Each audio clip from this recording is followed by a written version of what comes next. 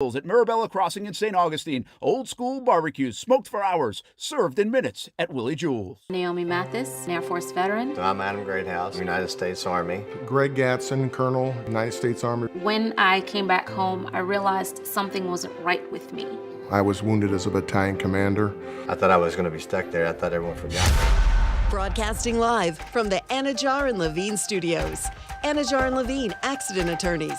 Call 1-800-747-FREE. That's 1-800-747-3733. WOKV Jacksonville. Listen live everywhere you go on ESPN690.com. ESPN 690, a Cox Media Group station. This is SportsCenter. I'm Christine Lisi. Quarterback Aaron Rodgers' first season with the Jets is over after just 4 snaps. An MRI confirmed that Rodgers tore his Achilles in the overtime win against the Bills on Monday Night Football. Jets will likely sign a QB, but their plan is to move forward with Zach Wilson as the starter. Unsportsmanlike co-host Chris Canty. I don't think it's fair to dismiss the prospects of this team potentially being able to figure something out, being able to forge an identity around their third-year quarterback, Zach Wilson. And maybe it's not the quarterback being a difference maker, more of a game manager. Depending on how this thing goes and depending on how they do, they could be playing for something more important other than moral victories. Following the Rodgers injury, Caesars moved the Jets' Super Bowl odds from 16-1 to 50-1.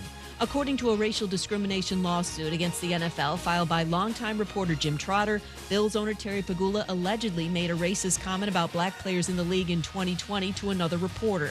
Pegula has denied making the comment, said in a statement, racism has no place in our society, and he's disgusted his name is associated with the complaint. How would you love a chance to save some money on car insurance? Geico can help. Switch today and see all the ways you could save with great rates and discounts. It's easy. Simply go to geico.com to get a rate quote and get started seeing how much you could save. ESPN 690 and Action Sports Shacks presents Brent and Friends. Today is one of the worst days that I've had in a long time. We're getting a little punchy around here, people. It's been a lot in a row. I would love to punch you guys. Ow! Ow! It really hit me. Brent and Friends with Brent Martineau, Aaron Schachter, and Kasey Kuhrts. Jacksonville's home for ESPN Radio. ESPN 690. Oh, no. Oh, no. It couldn't be. MetLife Stadium. Don't tell me, Case. I haven't watched the game yet. No spoilers. Cover your ears. 4 plays in. And the Jets' career is over. For who? There's a lot of players on the field. Yikes. 4 plays, 5 snaps, Case. We're going to work through this together, buddy. 3 hours. Brent and Friends, ESPN 690. Welcome one, welcome all. And this is 3 hours of therapy for my man, Aaron Schachter. Not nearly enough. 3 hours. If you don't know, it's your first time here. I'm Kasey Kuhrts, by the way. Brent will be here in just moments. Who cares? Aaron Schachter, they call him Life After NY. Do they? BK all day. BK all day. Born and raised. That's right. Famously has said, just end the season when it comes to the Jets, but not this year. I did, actually. Not this year. Not in the last 2 weeks, but I did say it this offseason. During the offseason, no optimism. None. But slowly, as the preseason started. They turned me, Case. As Hard Knocks came on, you became an expert. I did. And you thought this team you were all in. You got to the point where when Aaron Rodgers ran out there with the American flag last night, I had goosebumps, you had goosebumps, the whole world had goosebumps. Never been more American in my life. Oh, no. Aaron Schachter. 4 plays, 5 snaps. It's over. That one courtesy of Tank down the hall. He says, they ran 4 plays, but the 5 snaps. 1 snap was the Achilles.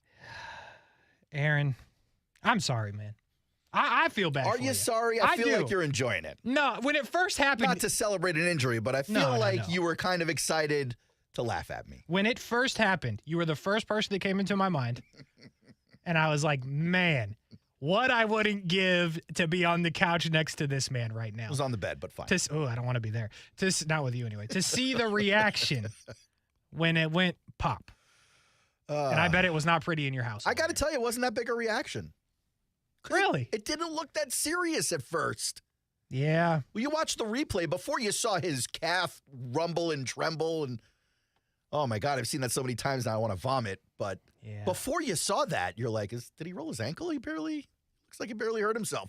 I know, right? And then he got up. He looked to the sideline. He was like, no, I'm going to sit back down. I was like, maybe he hit his head or something. I didn't see him hit his head. That's when I knew it was over. When he got up, he felt it clearly and was like, nope. But then you start, as a Jets fan or really any fan of any player who goes through this, you start rolling through all the maybe it's not as bad possibilities. Maybe it's an ankle. I mean, he did get up. He doesn't look like he's screaming in pain. He's not holding anything. He didn't stay down. He got right up. Yeah, I don't know if you saw him get on the cart. When they pulled the cart up to the medical tent, he kind of hopped on his own. Yeah, well, when he got on the cart, I thought it was pretty much over at that point. Well, the cart, I was like, maybe they're just being taking precaution. I thought they were going to. Maybe it's like, hey, bubble wrap this guy. We need him. I thought they were going to set him in the tent for a while. Because that was going to be a moment, like, whether you want it or not, like, you knew if he sat on the cart, that was going to be a... That was it. That was the whole story. That was it. And so he gets on the cart, they roll him to the tunnel, he hops off in the tunnel and kind of limps off. I'm like, the guy's walking.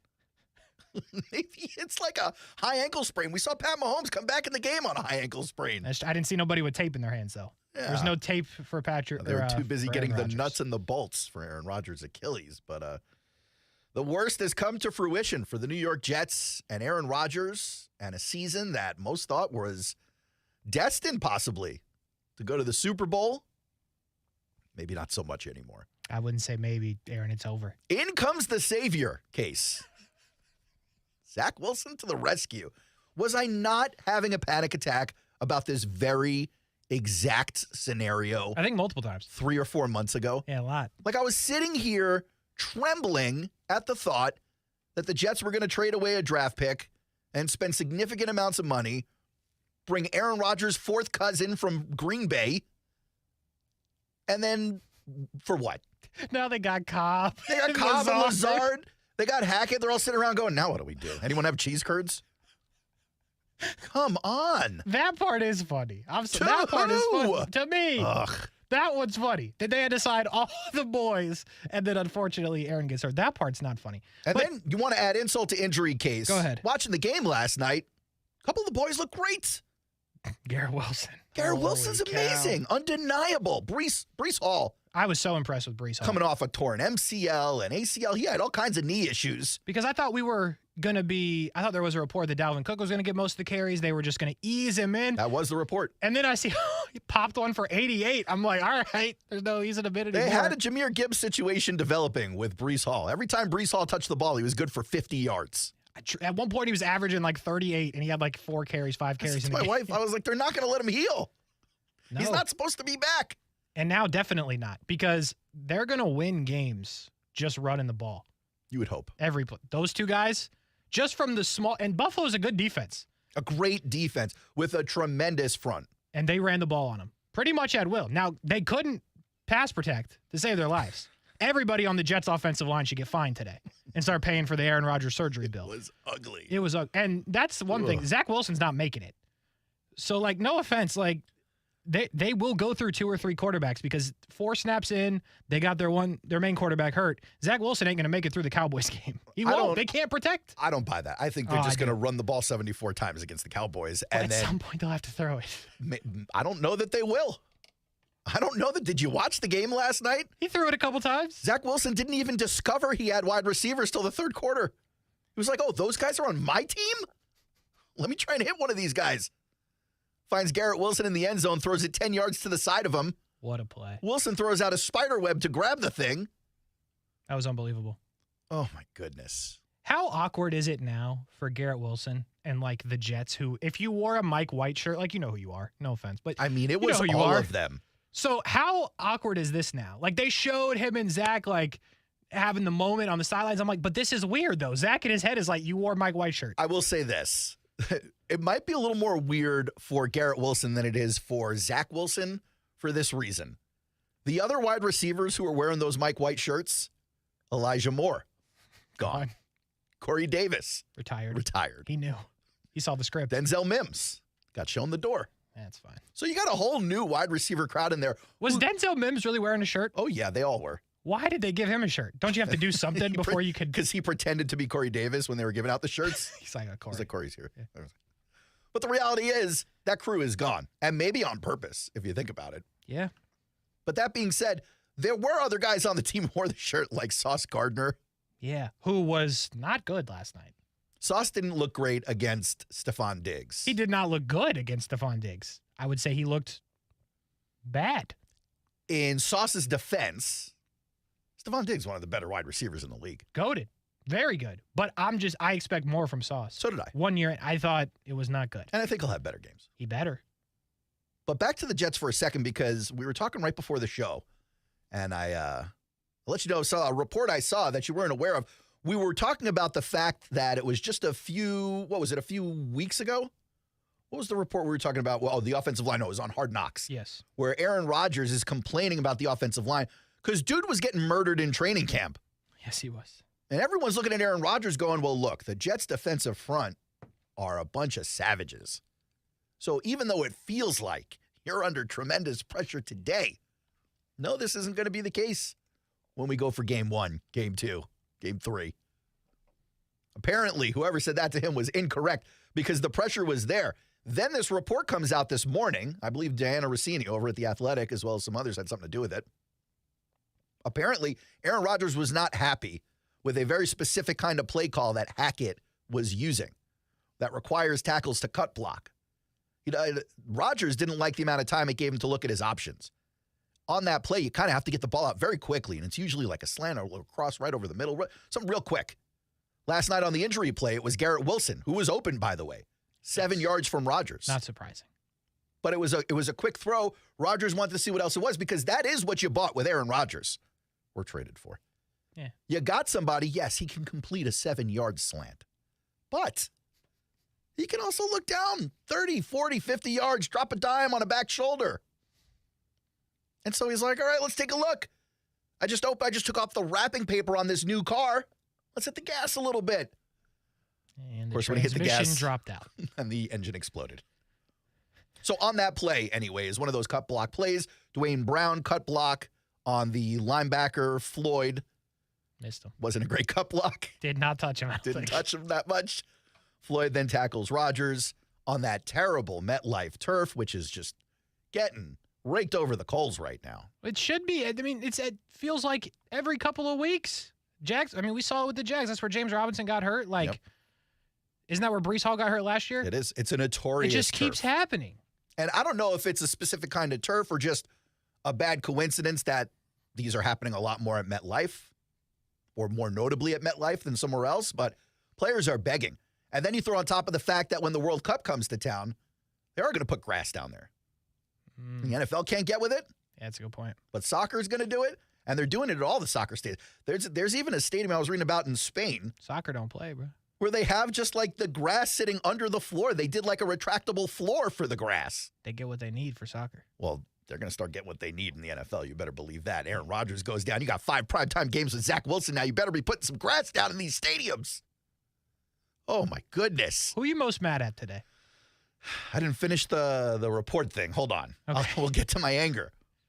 You felt angry right there, so I thought it was a good time to You're throw it right. You are right. I'm all over the place. Shouldn't have even come in. You can see I'm wearing black today. My funeral garb. Me too. Yes. I wore it for you, buddy. We got the memo. Yeah, I wore a hat, though. In any case, Rodgers tells Hackett he doesn't like the play calling about those cut blocks. Hackett's like, I hear you, bro, but also, first game, we've scripted out these 15 plays. Let's just get it. Yeesh. First 4 plays, they call 3 of those things with the cut blocks, and then the Aaron Rodgers injury happens, and of course, the play on which it happened was one of the cut blocks. Not too happy. And we are joined now by TV's Brent Martineau. I'm not happy either. I feel bad. You should. Not for you. You should feel guilty. I don't feel guilty. Why? Why would I feel guilty? Because the man of the year is hurting right now. Well, you're on my team. That's why I said I feel bad. Why do I feel guilty? I didn't make you hurt. Because you're happy about it. No, I'm not. You and Case are happy about me I'm feeling not bad. Casey got like this. Did you listen to the first 12 minutes? I did. And Did I sound happy? Yeah, a little bit. Oh. You have that little, that antagonistic, I'm so sorry, but I can't believe you went down 4 plays in. I can't believe he went down 4 plays in. Literally amazing, everybody's man. saying the same thing. I mean, listen, you feel for any player that puts all the work in and then 4 plays in, they're done.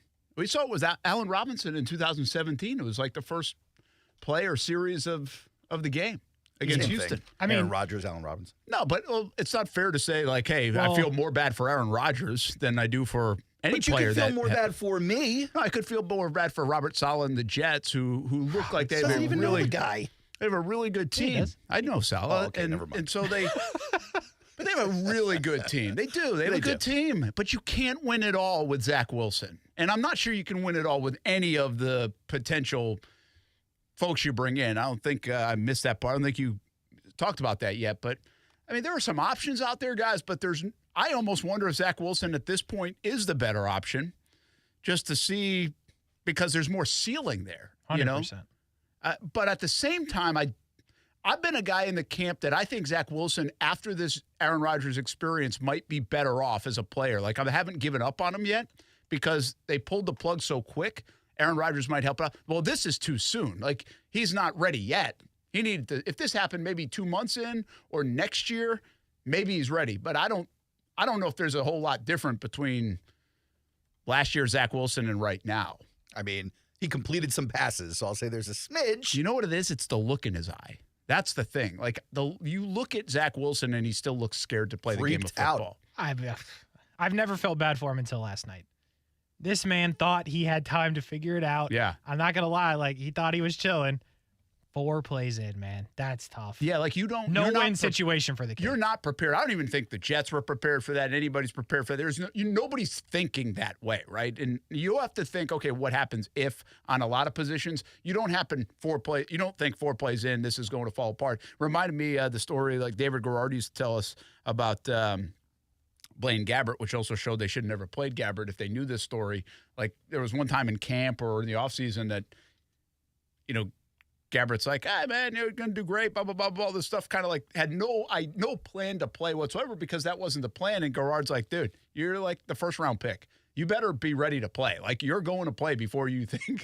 And he just wasn't in that headspace because the plan everybody thought was to play Garrard. Well, Garrard ends up getting cut. Gabbert ends up playing, and boom, wasn't ready. Get in there. Wasn't even ready in the headspace part of it, And Zach Wilson probably was like that a bit yesterday. I mean, actually, outside of the one terrible, terrible throw, he did at least okay. That's what I said. Aaron said no. Stop the nonsense. What? He was every pass was to a running back for the first 2 quarters. Well, here's the other problem here is the one problem with the Jets who have a good football team. Aaron Rodgers was eventually going to get hurt anyway because their offensive line can't pass pro. It's an awful offensive line. And Zach Wilson will get hurt. And Zach Wilson's probably going to get hurt. He got popped in 12 plays. I thought he was concussed on that one. Holy cow. We take it back to how sad Zach this Wilson is, by he the way. looks concussed all the time because his deer in the headlights look. We take it back to the fact that the cavalry is not coming. It's not about who they can find on the free agent wire, who they can even trade for, one of these guys. The reality is Nathaniel Hackett runs a very complex offense. And the only reason the Jets were interested in it was because the expert at running that offense was available in a trade. That's not the only reason. Saleh and Hackett go back. Hackett was not going to be the offensive coordinator without Aaron Rodgers. I refuse anyone who tells me otherwise. He refuses, Brent. It wasn't a conversation until Rodgers was there. I mean, you're probably right. He's It's the the same man of as the year. I don't think they were going to pick Alan Lazard up on free agency without Aaron Rodgers. Or Randall Cobb. But I will say there is some, I'm not saying have he's a not a professional offensive coordinator. He's very good at what he does. You can see it. I'm just saying it's complex. Yeah. And the reason they brought him in is because they had the expert. So now not only do they not have the expert in that game plan, they legit just installed an offense they can't use. They have to take it back like 2 months and start at the foundation that they weren't training on with Zach Wilson. Or if they were, it wasn't with the ones because Rodgers was running this offense with the ones. Who do they go get? Nobody. I think they call Flacco, they stash him behind Wilson, and they roll with Wilson. No way. You have to ride with Zach Wilson. Anyone that's available can't move. If you can't move behind that offensive line, you won't make it. There are options. There are people who can move. Who? There are guys like Gardner Minshew who exist. Why don't you trade for Minshew? Okay. I just don't think it's going to happen. Why don't you trade? How about a bigger one? Let's just go big right out of the gates. What I thought of, is there a time in the next month they could trade for Kirk Cousins? Maybe. I don't think they will. Can't move. Yeah. Okay, I'm not worried. okay, just come with me on a guy that can play quarterback, though, okay? Because they do have a good football team, and they need somebody. I get that. I'll come with you, but why are you giving up capital when you know your offensive line stinks? You just saw it. You got one quarterback who can't move hurt. So you're going to trade for another one? It makes no sense. And by the way, they want to believe Rodgers is back next year, so they're not giving up draft picks for whatever they get. Okay, but it's a one-year rental is my point. You still got it. Oh, you give up draft pick. For Cousins. And it's not going to come that cheap. Like, granted, it's not going to be a first, but it's probably going to be a third plus, right? And then you're giving up a second and a third because you're losing your second either way. You can't sit here and just let this year go the way they're built, though, and hope that 40-year-old Aaron Rodgers coming off Achilles is back again. Like, no, it's a terrible plan, but this is what I was screaming about in February. There was no backup. How about Kyler Murray? I don't see it. He's not. They Can they afford it? Probably also, not. They're like nose to the grindstone people on in that franchise. Like, I don't see Kyler Murray vibing with that team. Because now Rodgers' money goes off, right? I believe so, but there's an injury thing. But I'm saying he wasn't counting against the cap. They redid his contract. He really wasn't counting against the cap this year. They have space. Kyler is. I'll give you another one in early October. Russell Wilson. No way. Not with I'll tell you why not. Hackett's there. Oh, yeah. I didn't think about that part. Kyler is interesting. Kyler is not going to happen. I'm not saying it's going to happen, but I'm telling you it's interesting because Arizona needs to get off of him so they can get Caleb Williams. But Kyler comes with a contract. I get that. I'm just saying somebody's calling. Probably Arizona. But somebody's calling. I'd be shocked if they didn't explore it.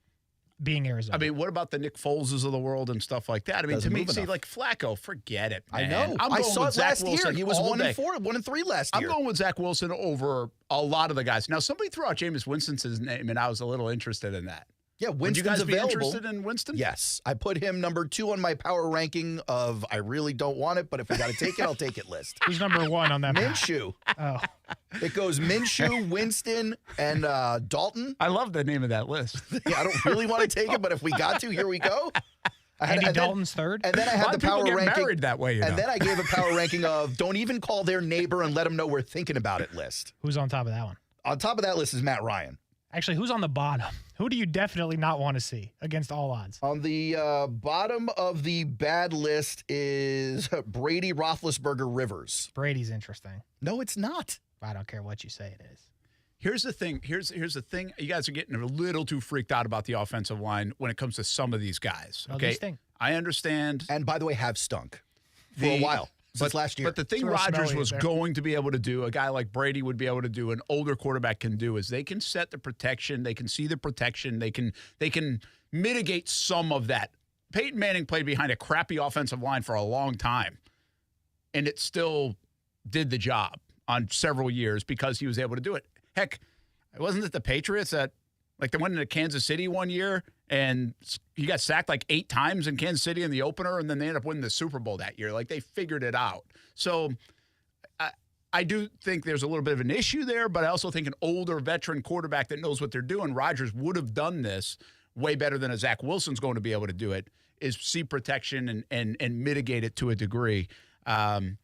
The Brady thing is fascinating, but I don't see that. That ain't happening. It's fascinating from a narrative. It's not realistic. Dude's out of football. He owns part of the Raiders. It's not happening. I know it doesn't seem realistic, but I don't mind outside the box thinking in a situation like this because, again, the Jets are a good football team. Like, they have all the ingredients except for that guy behind center, and maybe they do need the pass pro a little bit better. They're not the Eagles, but they seriously go from a team that could win that East, can be a contender in the AFC, a potential Super Bowl team, to now none of that with Zach Wilson.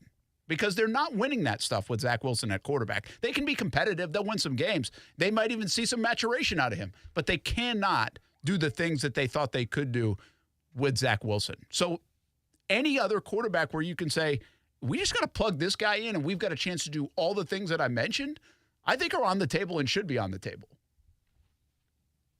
Just play Zach Wilson. No thank you to Matt Ryan. No thank you to Carson Wentz. No thank you to Nick Foles. Yeah. Nick Foles already had this happen to him. No thank you to the senior circuit of Brady, Roethlisberger, Rivers.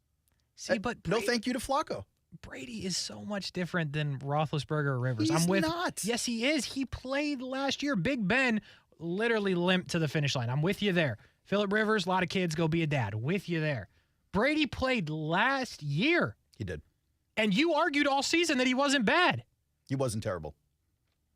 in his offense. Is he better than Zach Wilson? In his offense with an offensive line that had been together for 3 years and all-pro receivers on both sides, Brady was okay at 46 years old. Okay. So you last year. You got all-pro receiver, one. You got the Rodgers gang. You got all-pro running backs. You got a garbage offensive line. I'm with you. You're telling me he couldn't be at least decent?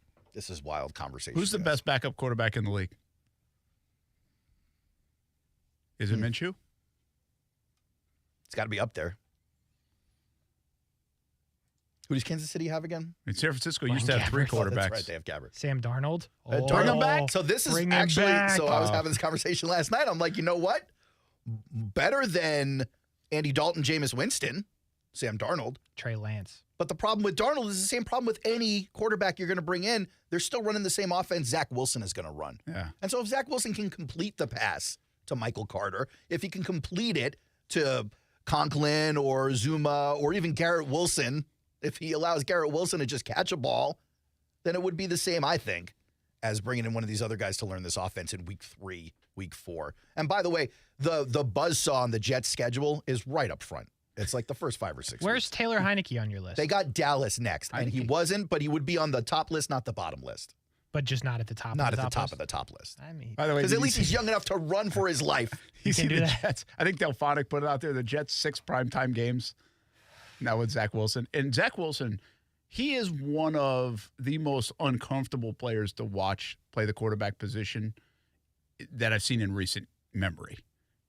It just doesn't look like he's wants to be there. A lot. That throw to Garrett, what a catch that was by Garrett Wilson. Because it was ridiculous. It was a terrible throw. He went back shoulder to the corner. He's trying to make a play, man. Garrett Wilson had a wild interception on that play. He did. You know what's really pathetic is that if you watched Hard Knocks and became an expert in the Jets like I did this past offseason, you saw a lot of the coaching staff giving tutelage to Zach Wilson with this. They tell him, hey, man, it's time to get back to having fun. I think they thought the problem was that Zach Wilson wasn't having enough fun on the football field last year. You look at what happened last night. You tell me a person who can have fun get murderized on every play like that. Yeah, I think that shows you a lot about his psyche, right? They're trying to tap into that where like, hey, you got to let this go. You got to let this go. That's a easier thing to say than do. He needs some good things to go his way. And you know what? He actually got some good things to go his way. They found a way to win that game. Instead of throwing an interception there, they got the touchdown. Maybe that is a little bit of a catalyst for him. The dude's got some talent. He's got some talent in there. Tapping into it, I don't know if they can or not. You know what the hard thing is? You look at Robert Saleh's face, and I don't think there's a belief in that on that sideline or in that coaching staff room that believes, like, this guy can help us right now. I do believe they thought maybe they could remedy him over time. Yeah, I think they bought that. But I don't think they believe they can win right now with him. Well, don't worry. They'll get healthy. In the face. They'll get right against Dallas. No problem. The first week of the season, in a weird way, benefited the Jags a bunch, I think. We'll talk about it. We come back. Brent Friends on ESPN 690.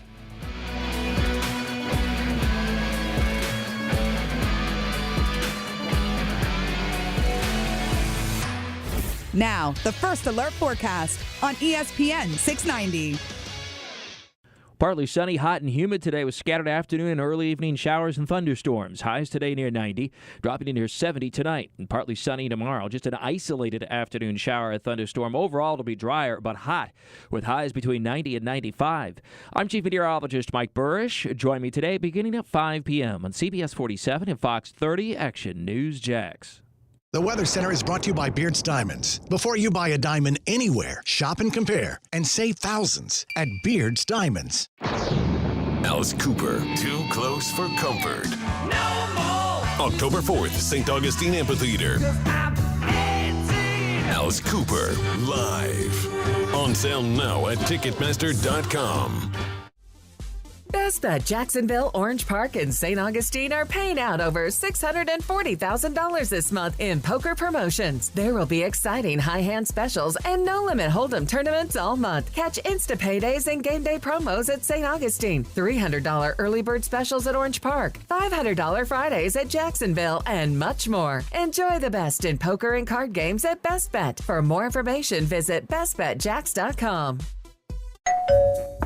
Frank, you got to come see my new windows from American Window Products. They're beautiful and they keep the house so cool. Oh, slow down, Jim. No, Frank. American Window Products is having a sale right now, and you said you wanted a locally owned business with qualified products and professional installers. Well, American Window Products has all that and more. More? Yes, selection and great prices at American Window Products. Whoa, what's that number? 731-2247, a family-owned business since 1981. Check them out at AmericanWindowProducts.com. Call them, Frank. I'm calling American Window Products right now, Jim. As the seasons change, one thing remains the same. Jacksonville and all of Northeast Florida are fueled by Celsius Essential Energy Drinks. If you spot ESPN 690 anywhere in the community, come hang with us and grab an ice-cold Celsius. This is Ortho Health Insights, tips for life in motion, brought to you by the Jacksonville Orthopedic Institute. You are never too old or too young to begin improving your orthopedic health. We count on our knees for everything, from walking to working out and playing sports. Knee pain can be the result of aging, arthritis, athletic activities, and injuries. Obesity is also a factor for knee pain due to the increased stress placed on the joint and can aggravate the symptoms of osteoarthritis. However, exercise and weight loss can delay symptoms related to osteoarthritis. Being physically active boosts the health of cartilage tissue. People with joint pain can benefit from activities such as water aerobics, which puts less stress on the knee. The orthopedic physicians at JOI are experienced in diagnosing the cause and treating your pain. Whether you need a course of physical therapy or surgery, JOI can help. Call 904-JOI-2000. That's 904-JOI-2000. Or to learn more, go to JOI.net. JOI is the official sports medicine provider for the Jacksonville Jaguars. Advisory services through Talon Private Wealth and SEC Registered Investment Advisor. Florida License D056341. Retiring this year or in the next few? You're facing new challenges and rules other generations didn't. That's why Mike Lester is hosting a live online event, The New Reality in Our Retirement, Thursday, September 14th at 10 a.m. Eastern. Reserve your spot for this no-charge online event with Mike at guardingyournestegg.com/live. He'll also be taking your questions. guardingyournestegg.com/live. Nothing slows my little girl down, except a stuffy nose.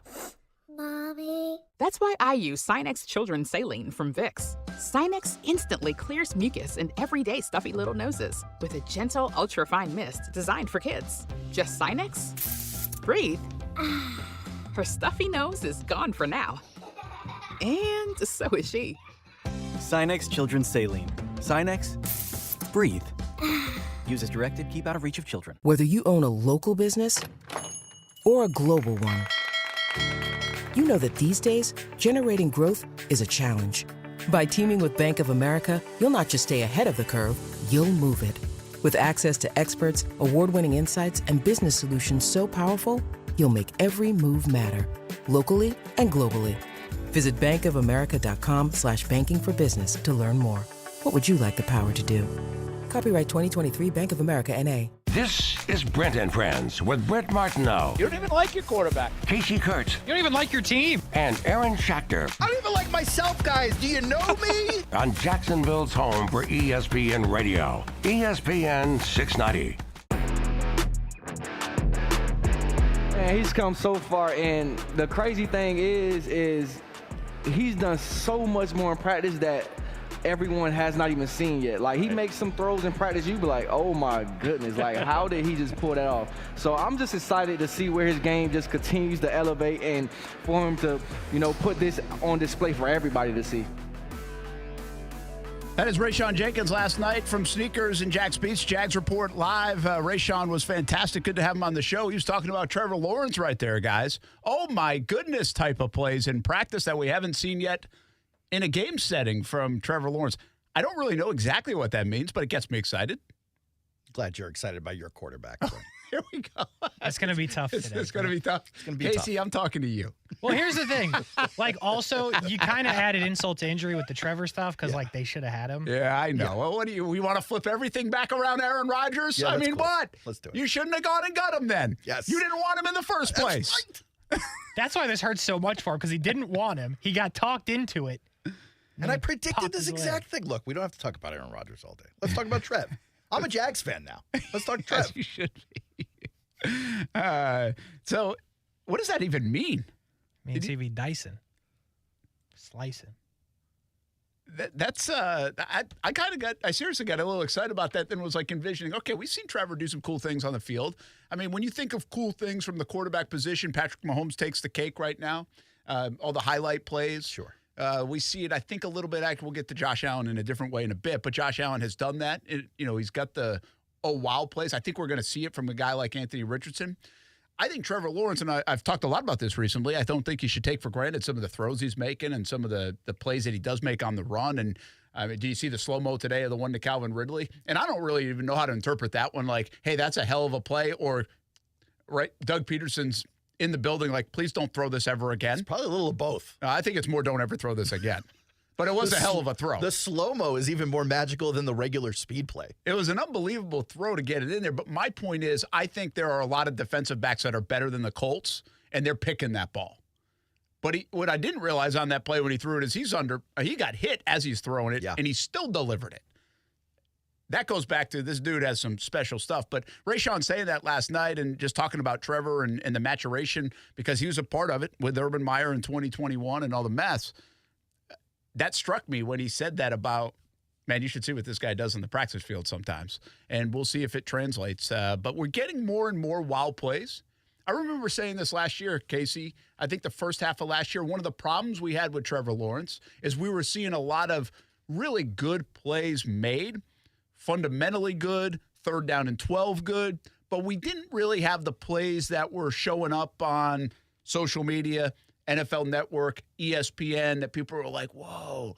Well, the second half of last year, he delivered some of those dimes. And now if you want to watch some of the cut-ups from Indy's game, you see 4 or 5 plays. They're like, not every quarterback makes this play. I think Trevor's starting to deliver that, and I think a little bit of Rayshawn Jenkins talking like that about the practice field is say, hey, we see this every day, and you're about to see it every week for the next 10, 12, 15 years. Do you think we're about to see it? Because I'm not sure we'll ever see the kind of stuff that Trevor will do. To me, it seems like the lesson Trevor learned, certainly last year, but even probably a little bit with Urban, is you don't have to take every shot, and there are some shots you want to take and desperately want to take, but you don't have to take every shot. That throw kind of smelled like that to me that you were just talking about into the double coverage with Ridley, where he had to get rid of the ball. He had a guy in his face, so he took a shot rather than get rid of the ball to the sidelines or try and throw it away. I don't know. I think the plays that Rayshawn is talking about are probably these no-look across the body, rolling out to one side, throwing to the other side, or behind-the-back tosses that you'll see Mahomes do as a joke but never really in the game, or maybe sometimes in the game. Would you feel comfortable seeing Trevor throw the ball like that? I don't know. Jags fans want this. I don't think every play like Josh Allen had one yesterday, right? He was like about to get sacked, and then he flipped it out to that was wild. In the files. Beautiful play. Like, those are the plays. I'm not sure we're seeing Trevor do a bunch of that. But I disagree with – I know what you're saying. They said, hey, you don't have to do this and that.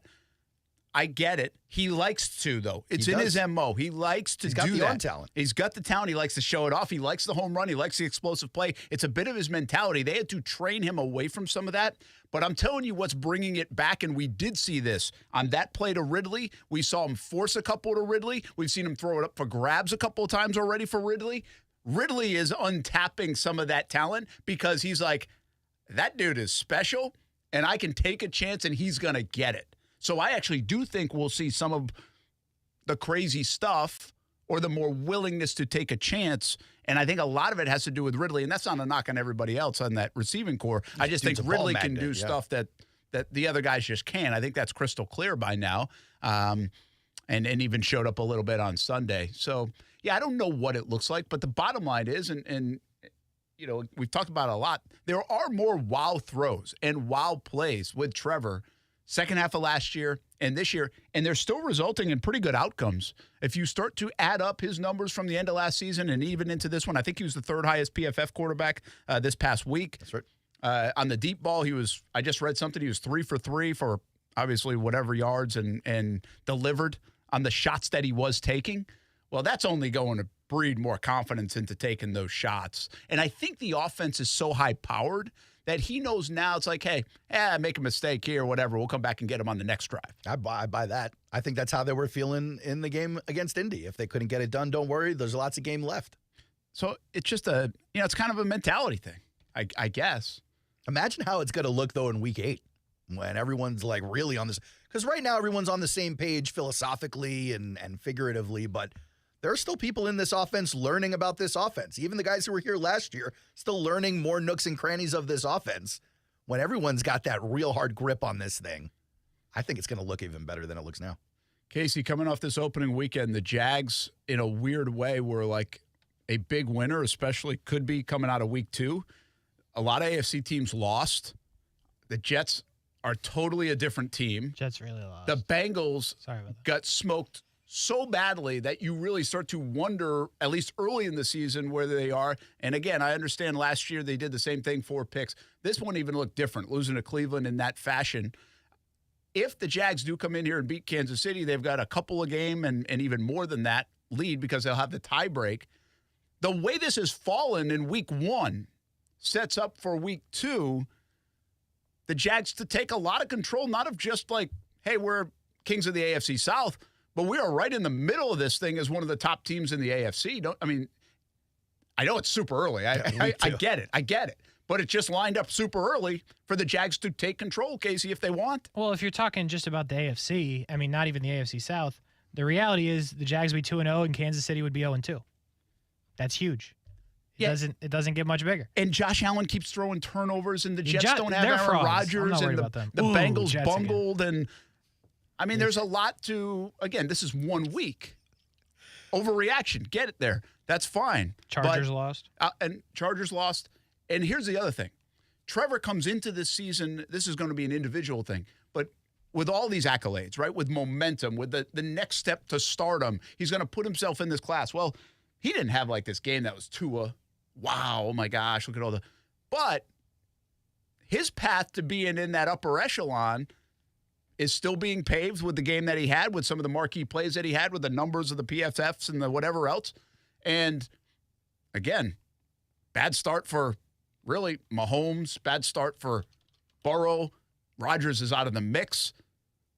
His individual accolade odds just went up, in my opinion, too, after week 1, and he's got a big stage to prove it on Sunday against Kansas City. Yeah, and Kansas City is actually coming in here in a bit of a situation they're not accustomed to. Granted, again, only 1 loss, week 1, but should they go down 0-2 in the season by losing to the Jaguars, they got an opportunity to get right against teams like the Jets, who they have early October, the Bears, who they have right after the Jags, but neither of those defenses are slouches, and it's not an easy path for the Chiefs, even against easier teams.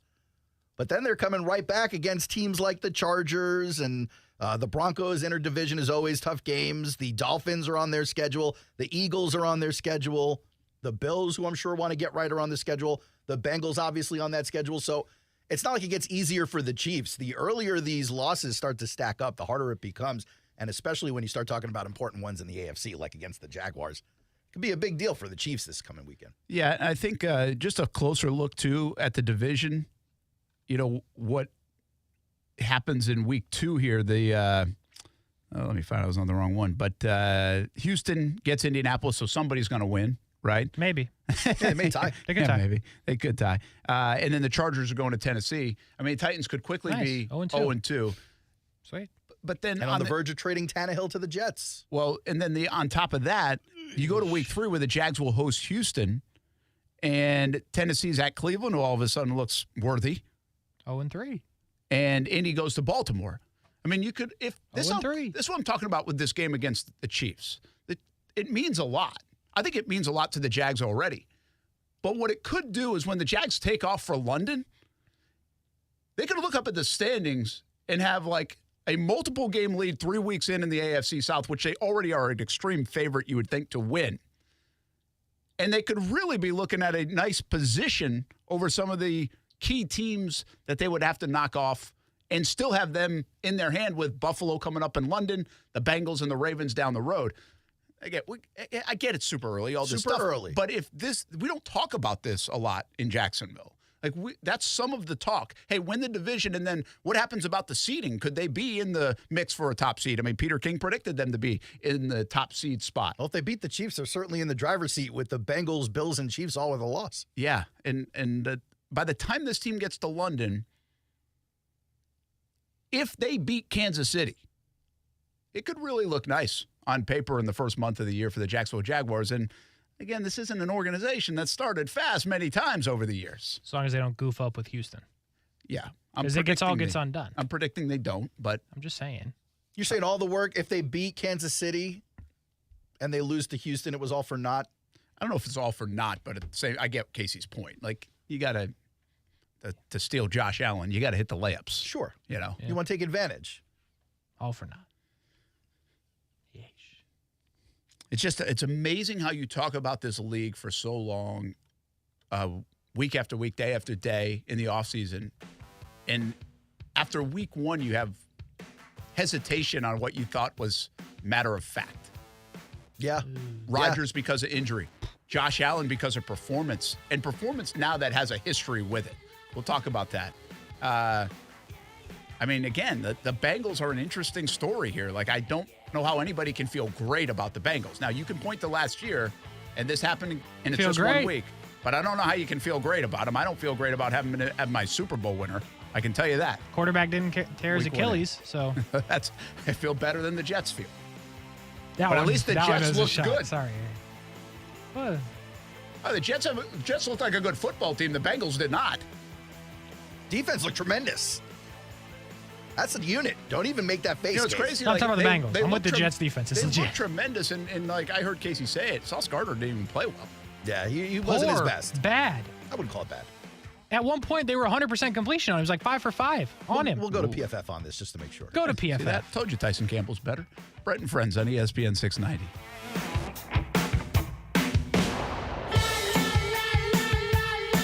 Brent and Friends is sponsored by Best Bet, now open in St. Augustine. ESPN 690 wants to pay your bills. We'll have 5 chances every weekday to win $1,000. All you have to do is enter the correct keyword at ESPN690.com to be eligible to win. This is a nationwide contest. Message and data rates apply. ESPN 690 pays your bills. Sponsored by Arlington Toyota with over 800 new and used vehicles available. Weekdays at 8 a.m., 10 a.m., noon, 2 and 5 p.m. Tune in to win from ESPN 690, Jacksonville's home for ESPN Radio.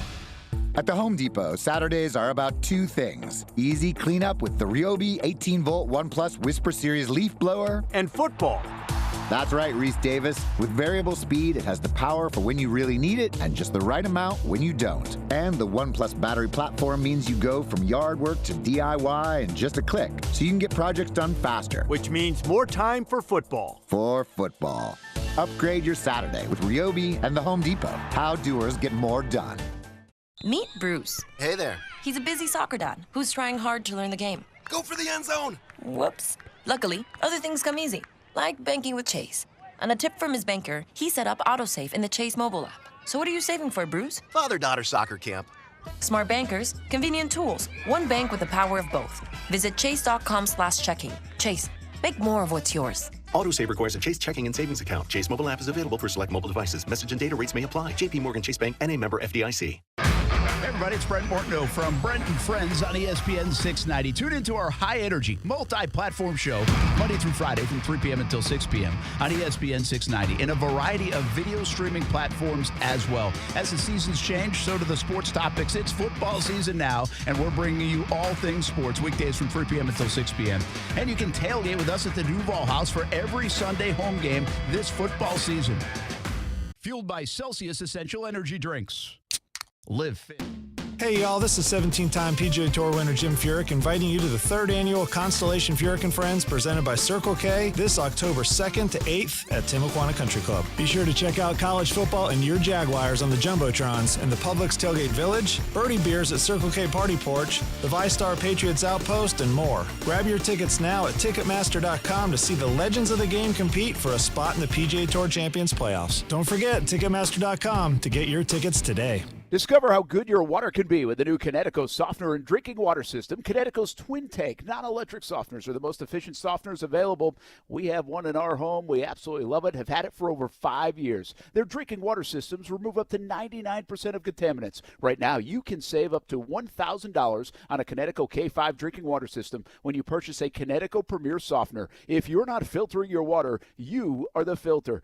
Don't Be the filter. The experts at CGC Water Treatment and Plumbing will test your water for free and provide solutions that are right for you and your family. Imagine having clean, clear, purified water at your home. No more plastic bottles, no more waste, just great tasting, purified water that you can trust. Call 904-552-1242 or visit cgcwater.com. 904-552-1242 or cgcwater.com. Financing options available with approved credit. CGC Water Treatment and Plumbing are proud partners of the Jacksonville Jaguars, and I'm a proud customer of CGC Water Treatment and Plumbing, an authorized independent Connecticut dealer. Florida license number CFC 1428211. Car Bravo is here at Nimnik Buick GMC, a better way to shop used vehicles with transparent pricing. Nimnik Buick GMC is the only Car Bravo dealer in Northeast Florida. And with Car Bravo, it doesn't matter what used vehicle you're looking for because they certify all makes and models. And for a limited time, save an additional $500 when you purchase a Car Bravo certified vehicle at Nimnik Buick GMC. It's a win-win. You always win at Nimnik Buick GMC. Experience Used-phoria with Car Bravo online at NimnikBuickGMC.com or visit the showroom off Phillips Highway. GMC, we are professional grade. At Boot Barn, we're driven by everything the cowboy boot stands for. The reliable communities of the West, the hardened values of the cowboy, and the unshakable spirit of all who lead a tenacious lifestyle. Justin Boots capture these Western ideals in every pair. Their handcrafted boots are an invitation into the continuing story of the West, open to all who dream of untamed lands and endless Western skies. Justin Boots at Boot Barn. Hey, it's Brent Martineau from Action Sports Jacks. Did you know you can watch our radio show? Yeah, video of a radio show. Just search ESPN 690 Jacks on Facebook, YouTube, and Twitter. Or follow me on Twitter at Brent AS Jacks. Watch the show live weekdays from 3 p.m. until 6 p.m. or listen on ESPN 690. Let's talk about Josh Allen for a minute, though, on the other side of that game. I think I've been a fan of Josh Allen. Who, you? Yeah, I think he's a good player. But the numbers are starting to tell a different story. Well, this I don't think is any different than what we were seeing last year. It's just a man who sometimes can get reckless with his throws. He tries to push it downfield. I think one of them was kind of like a punt interception where he just kind of took him down to the other goal line. It was fine. But, yeah, for the most part, I think he's just trying to take chances, and this Jets defense is fast. So he's not going to throw 4 picks every game, but I think if you're expecting to see less than 10 picks from Josh Allen in any given year, I think you're going to be way off. 10 picks? Yeah. 10 picks by the first month. Well, at this rate, sure. I don't know. To me, it's just like he knows he can make any throw, so he's just sometimes it's going to be spectacular, and sometimes it's going to get picked off 3 times by the same dude. He's a high turnover quarterback. Okay, but you can't be. That's my point. To win the Super Bowl, maybe not. Well, you can't. No, you can't be elite. You can't be elite. But he has been, and he's turned the ball over. I don't understand. Maybe we're painting the wrong picture. Because here's the picture I'm going to paint. 78 career games, 84 turnovers. Blake Bortles, 78 career games, 93 turnovers. 93 to 84. You don't like the comparison? The same amount of turnovers. Same turnovers, Case. All right. Seriously, did you think it would even be remotely close to a guy like Blake Bortles? Bortles is labeled as a turnover machine. Yeah. Jameis Winston, did you see my tweet yesterday? You probably did. 120 in 87 games for Jameis. That is a really wild stat. That is amazing. I didn't know it was that high. That's my quarterback. Has anyone ever had that many turnovers in that many games? I don't know, but I doubt it. Seriously, isn't your perception of Blake one of the reasons he fizzled out is because he couldn't hold on to the football, right? Yeah, specifically in that season, yeah. So he had a lot of turnovers, and he did. I mean, he threw 75 picks in 75 games with the Jags. And then he played like 3 more games with the Rams and didn't throw one. But he fixed the problem. By not playing. That's why I thought he should still be in the league. But he might be. Jets are looking. But it's crazy. And Hackett, reunion, see? Oh, my goodness. He's busy working construction right now. Well. I just don't – I think that's just way too many. This is a guy How many is too many in a season? And granted, they're all different, situational, fine. But if you're looking at a guy's line at the end of the season and you're like, if I had to put a litmus test or a number, a border, theoretically, I feel like you're above 15. You're probably way too many turnovers in the National Football League. Like maybe 16 plus. I think there's probably this middle ground area where it's like 12, 13, 14, 15. Probably a lot of people are in that number. Because like Mahomes will throw 50, but he'll throw 40 touchdowns. That's right. You better double up if you're throwing picks. Yeah, you've got to really make up for it. And I will get, this is the difference with Josh compared to like the examples we gave with a Winston or even a Bortles, is that Allen makes some heroic plays, tremendous plays. I mean, he zips it in there. And he's really, I feel like we look at Josh Allen as this success story because he was terrible in accuracy coming out of college. And he wasn't that great the first year in Buffalo, but then he got better and they kind of fixed it. So you're like, oh, they fixed it. Well, wait a minute. He's turning the football over all the time. And it wasn't just last year. It was last night. And it's really his career. He leads the NFL in turnovers since 2018.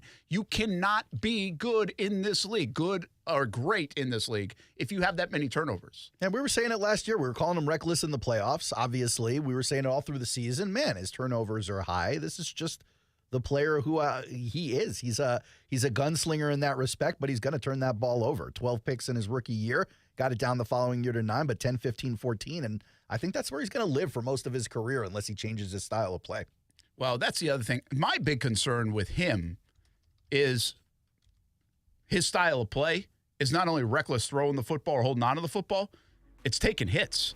Yeah. He like welcomes hits, and he took more. Like, he is not going to make it. He tried to helicopter himself on one play. He was like 6 yards from first down, and he took off into the air. I'm like, where are you going? Apparently nowhere. He actually is very Favre-like in the amount of turnovers. I mean, Favre, 13, 24, 14, 13, 13, 16, 23, 23, 16, 15, 16, 21, 17, 29, 18, 15, 22. 7 with Minnesota, his second to last year. Turned it around. And then 19 in his last one. He was injured that year. But Josh Allen will also throw for 34, 35, 36 touchdowns. Well, and then so rush for a few more. And, pick up some rushing yards. So, he'll make up for the turnovers, but he does. He will turn the ball over, and he'll do it sometimes at, detrimental times for the team. Well, Favre won 3 MVPs, I think it was. But guess what? My point of this conversation, you ain't winning Super Bowls with that guy, because Favre won one of those. You better take care of the football. He cannot, they're not going to do big things if he continues to turn it over at this rate. Another prediction from the man of the year, by the way. Brent Friends on ESPN 690. 4 o'clock hour up next.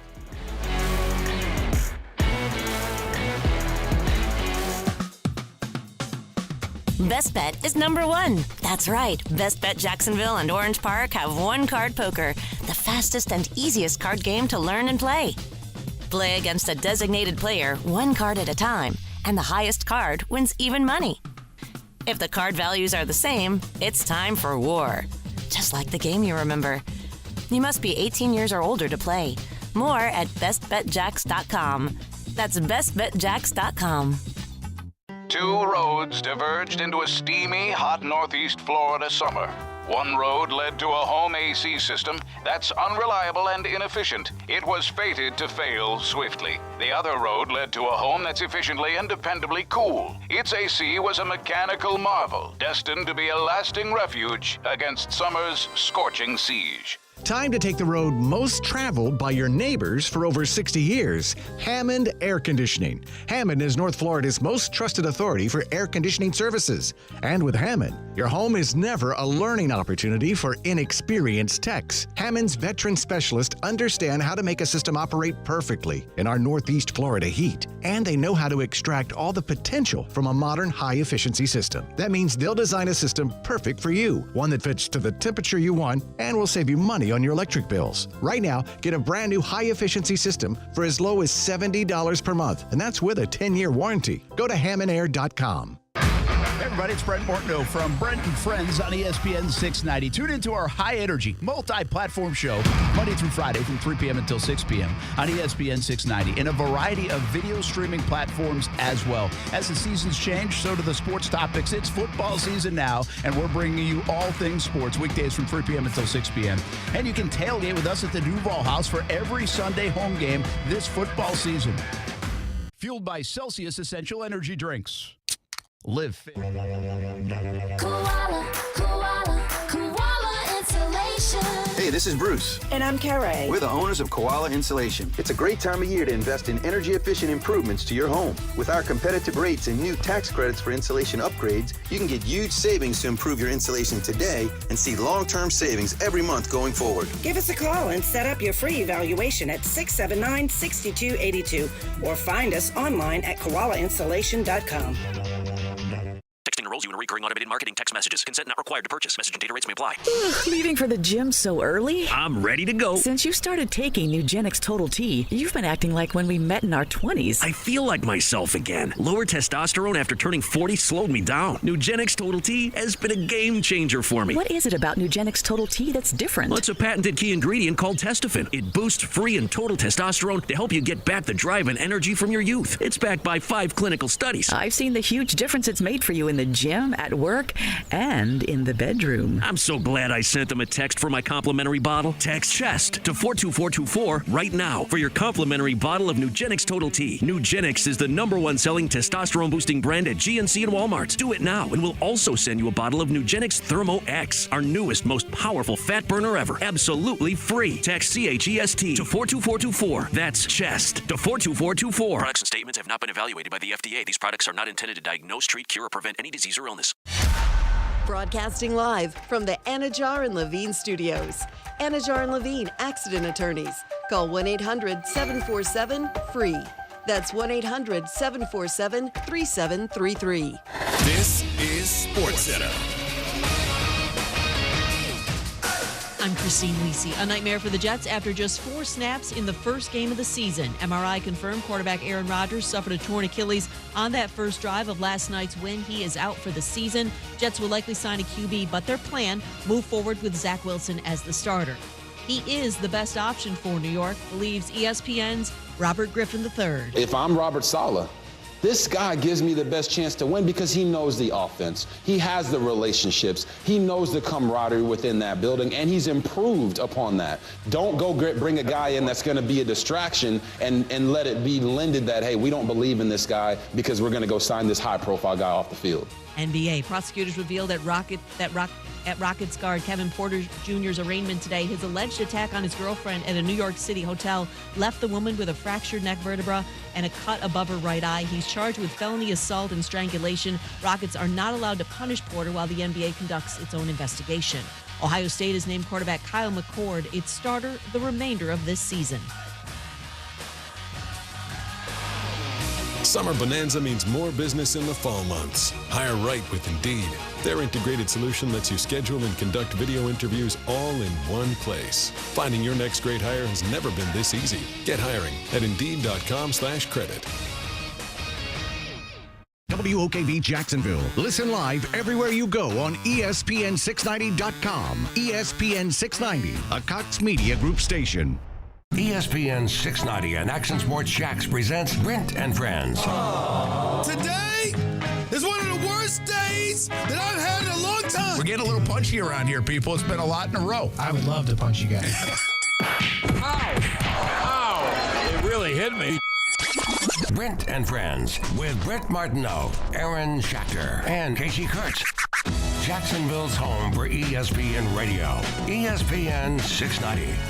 From my end, just being deep as a safety, you can just feel the chaos. You can see the chaos up front. You know when to break on the ball because there's so much stuff going on back there. You know the QB is going to flush the pocket at some point. Then that just triggers a shot clock in your head to now I can start breaking on routes back here.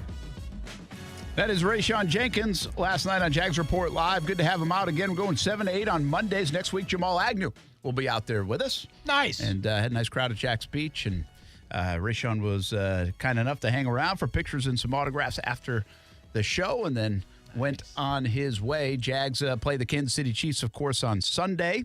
And that one will be sold out. Standing room only tickets available already. Looks like it's going to be a pretty hot one. So great. In Jacksonville. Hotter the better probably for the Jags, especially against a guy like Chris Jones, who hasn't played yet. Sweating his face off. Although I do think he's training in a high humidity, high heat place. Let me look that up again. Rayshawn Jenkins was talking about Josh Allen in the game that he had the other day and Trayvon Walker. And it's one thing it's fun to talk about with these guys sometimes is just how athletic guys like Walker and Allen are. I got to see a little bit of the broadcast last night, and Jonathan Vilma actually mentioned the athleticism and the build and of Nick Bosa and talking about Allen, which I thought was kind of interesting. But he's that kind of athlete.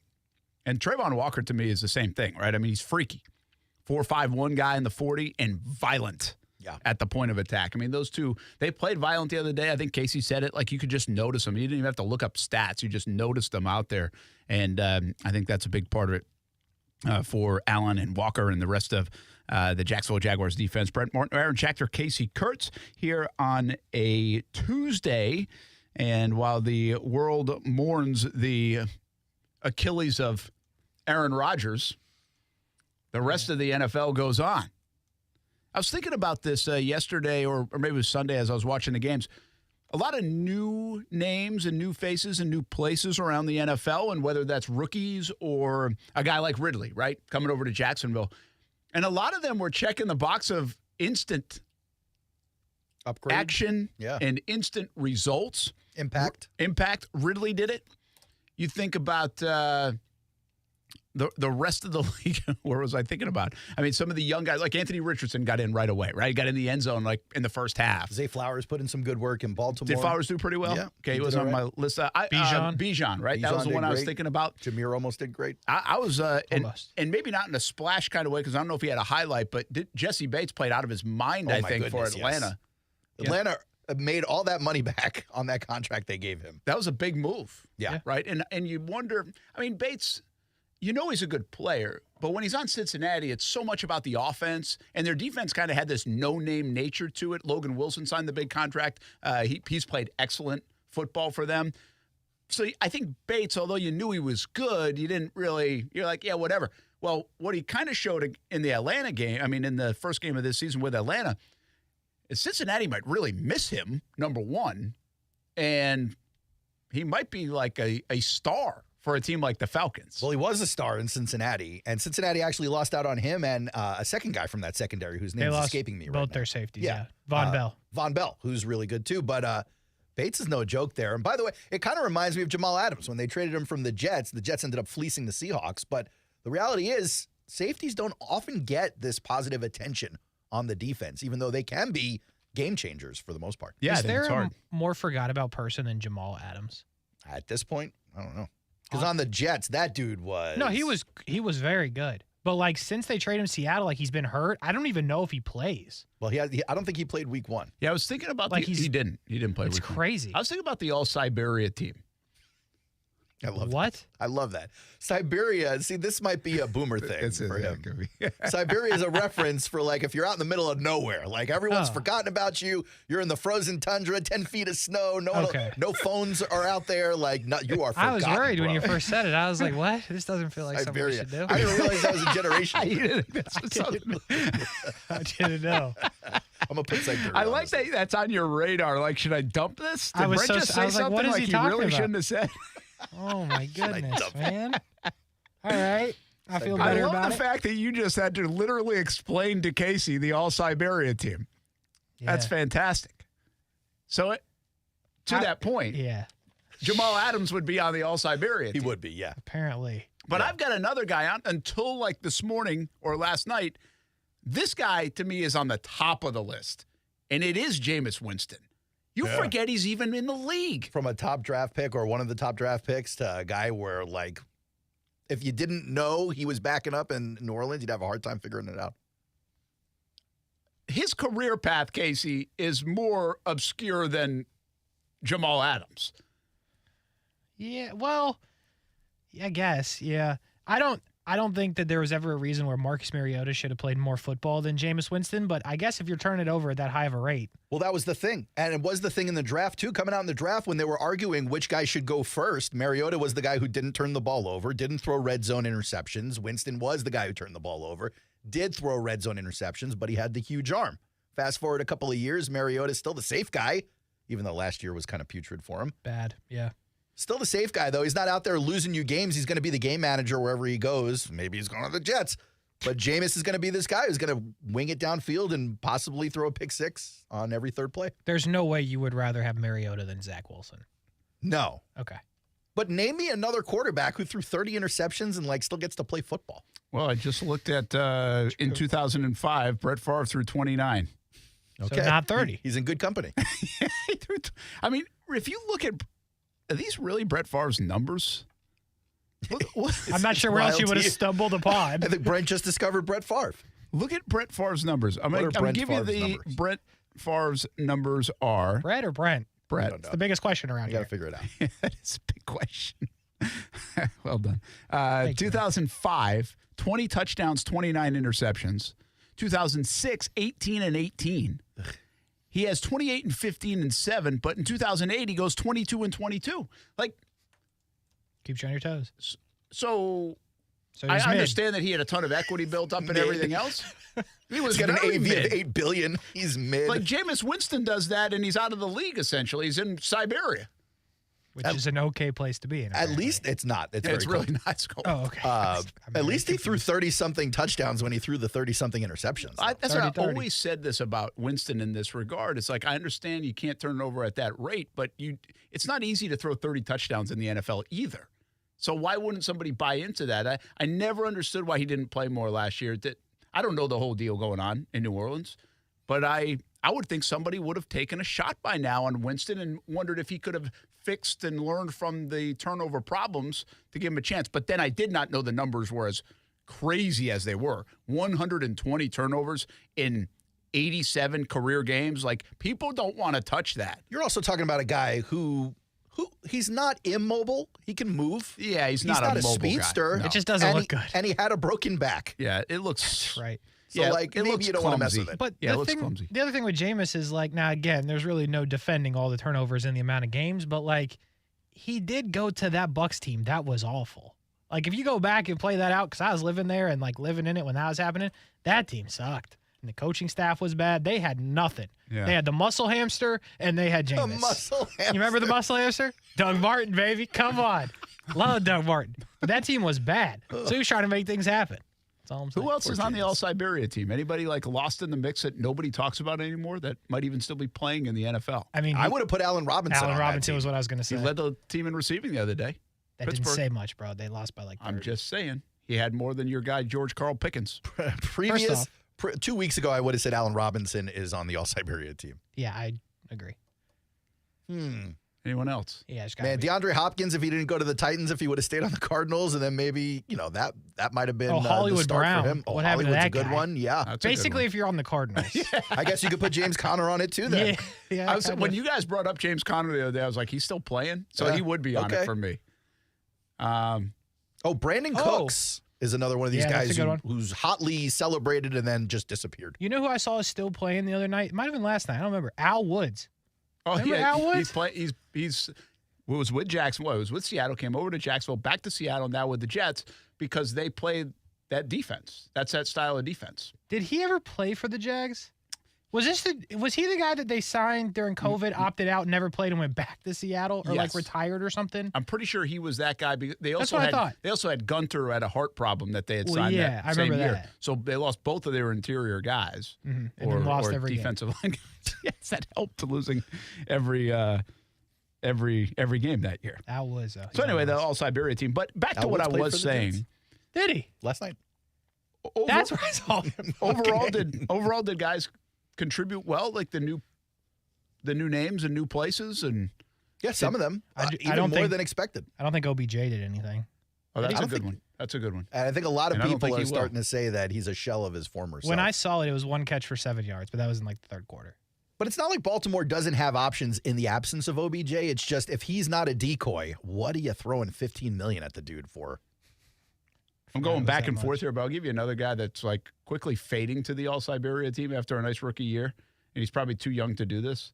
But Kyle Pitts is a 4th overall pick, and it's does anybody talk about him? If you rank tight ends, you got to get to number 15 before you bring him up. And you've probably take a flyer on him in fantasy football, but you ain't getting anything. What was he? 2 catches the other day? In Pitts' defense, 2 more than Drake London, by the way. Desmond Ridder is, I think, what the diagnosis is going to be there. It's just he's not finding his receivers. Them boys going to be running the ball. Good thing they got 3 backs. They got 3 good backs. You talk about the Jets backfield. Yeah. Algier, Bijan, and Cordarrelle Patterson. That's not a bad backfield. They'd be running. Patterson was inactive in that game, I think. Yeah, I think he's still hurt. I'll give you another guy that I was thinking about making an immediate impact. I thought Jordan Love did that for the Packers, right? He came in and made a real good impact right off the rip. But then there were guys that didn't. Well, Jordan Addison goes on the impact. He scored. Okay, so for there the you Vikings. go. There are guys that didn't, though. Like, if you think of Chicago, like DJ Moore did like nothing. No invisible. I heard he got in a fight. Like in the on game? On the field, yes. Okay. But, I mean, he had 2 catches, I think. Not good enough. Yeah, I mean, he's supposed to be their top flight guy. All-Siberia team and didn't do anything. Chase Claypool. That's a good one. There is actually a really funny Did you clip. see that? He wasn't even trying. Claypool not trying. Holy cow. All-Siberia team, the entire New York Giants. Jeez. Lost Lost by 40. How about Deebo Samuel? Like, granted, he's still a superstar on a great team, but ever since 2 seasons ago when he said, I don't want to be a running back, and he had that big offseason holdout, you really haven't heard much from Deebo Samuel. It's over a season at this Hasn't point. lived up to it. I agree with that. I drafted him late in fantasy. I went for it. I took the flyer. I also took the flyer on Kyle Pitts, and I'm 0-1 in every league. Outside of Tyreek Hill and like Calvin Ridley, did anybody have a big week receiving? Ayuk had a big week. Ayuk had twice. 2 touchdowns. Olave had a good one. Yeah. Right? It was like 10 he was over 100 yards or something? Yeah. PFF says Garrett Wilson looked good. Oh, Justin Jefferson was okay. Hold So on. Jefferson had 100 and something yards. If we're yeah. talking about big deal receivers, we got to talk about Puka Nacua. Oh, that's right. 100-plus yards, 10-plus Mr. catches. 119 That's a totally yards. different team. That's like an out-of-nowhere team. Yeah. He ain't in Siberia. He in L.A. I thought this is just the weirdest team of the last couple of years has got to be the Vikings. Do you think it's weird? Yeah, because Kirk Cousins threw for 344 yards, 2 touchdowns, and so I'm not watching the game, but you're seeing like the numbers scroll across, and you're Their like, stats make no sense. Justin Jefferson's got 150 yards. So you're like, wow, and they end up with 17 points and lose. Yeah. Like, how do they only have 17 points with all those numbers? If you look at their stats, you think they won by 20. No, they don't run the ball at all.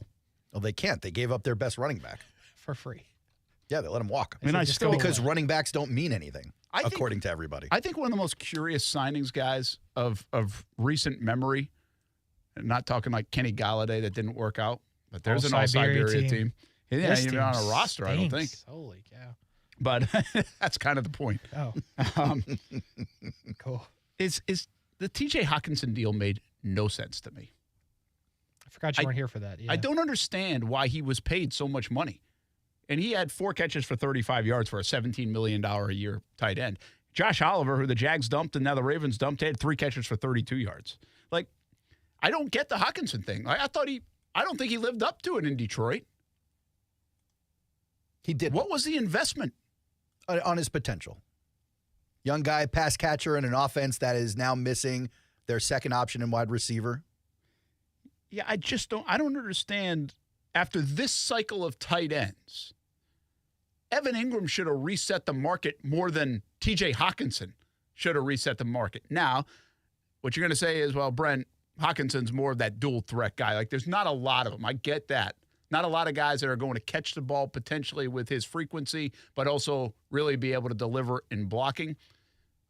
So he is different in today's day and age because usually you're a pass catcher or you're a blocker primarily, and he can do both. But it really was a head-scratching, like, I'm missing something. I don't understand the love for Hawkinson to the tune of $17 million a year based off what he's done. So I actually put this up on the stream when you were out that day, and I'll put it back up here again for anyone who didn't see it. But we did do a tail of the tape for Evan Ingram and TJ Hawkinson.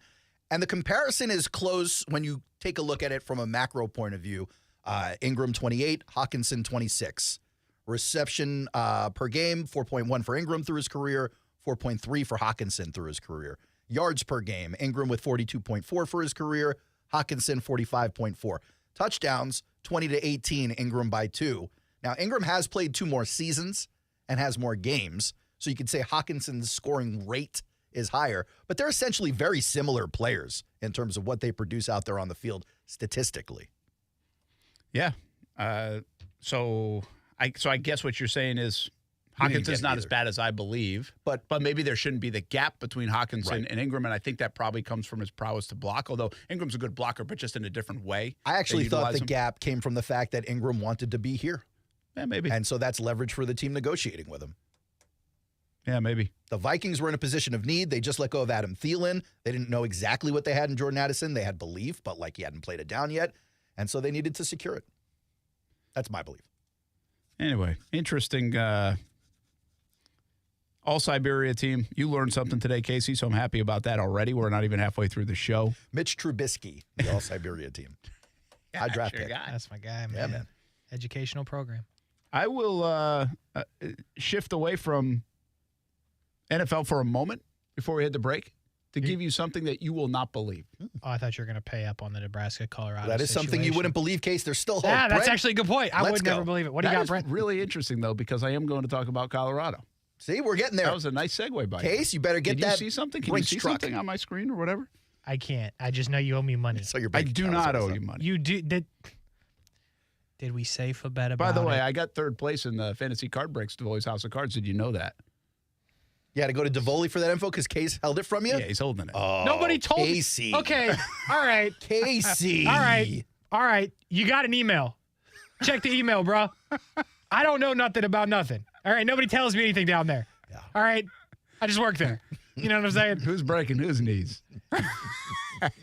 You owe me money.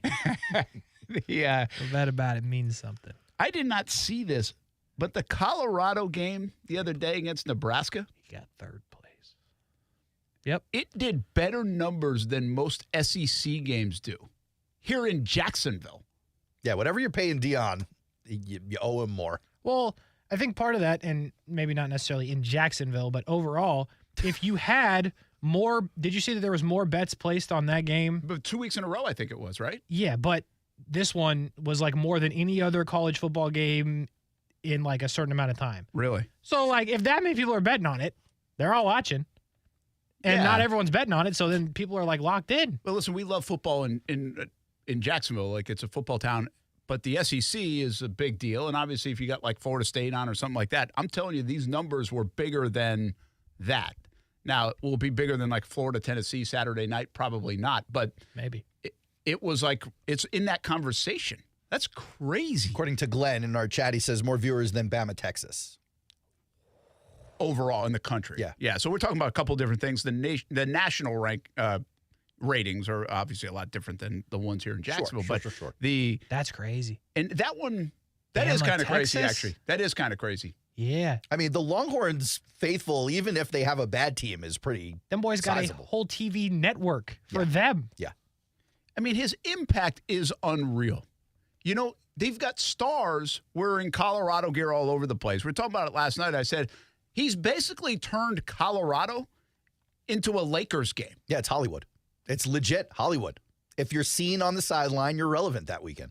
That's true. But here's the thing I don't understand about it. It's if you didn't bet on it, why are you watching? Because it's happening now. No, but I'm going to tell you this, and that's a great question. I told you this coming off week one, that I had my eyes on it more than I thought I would. And then we're flying with the Jags on Saturday, and I find myself watching that game. And I'm like, why am I watching this game? I don't care. I don't like Deion to that degree. What were you thinking to see?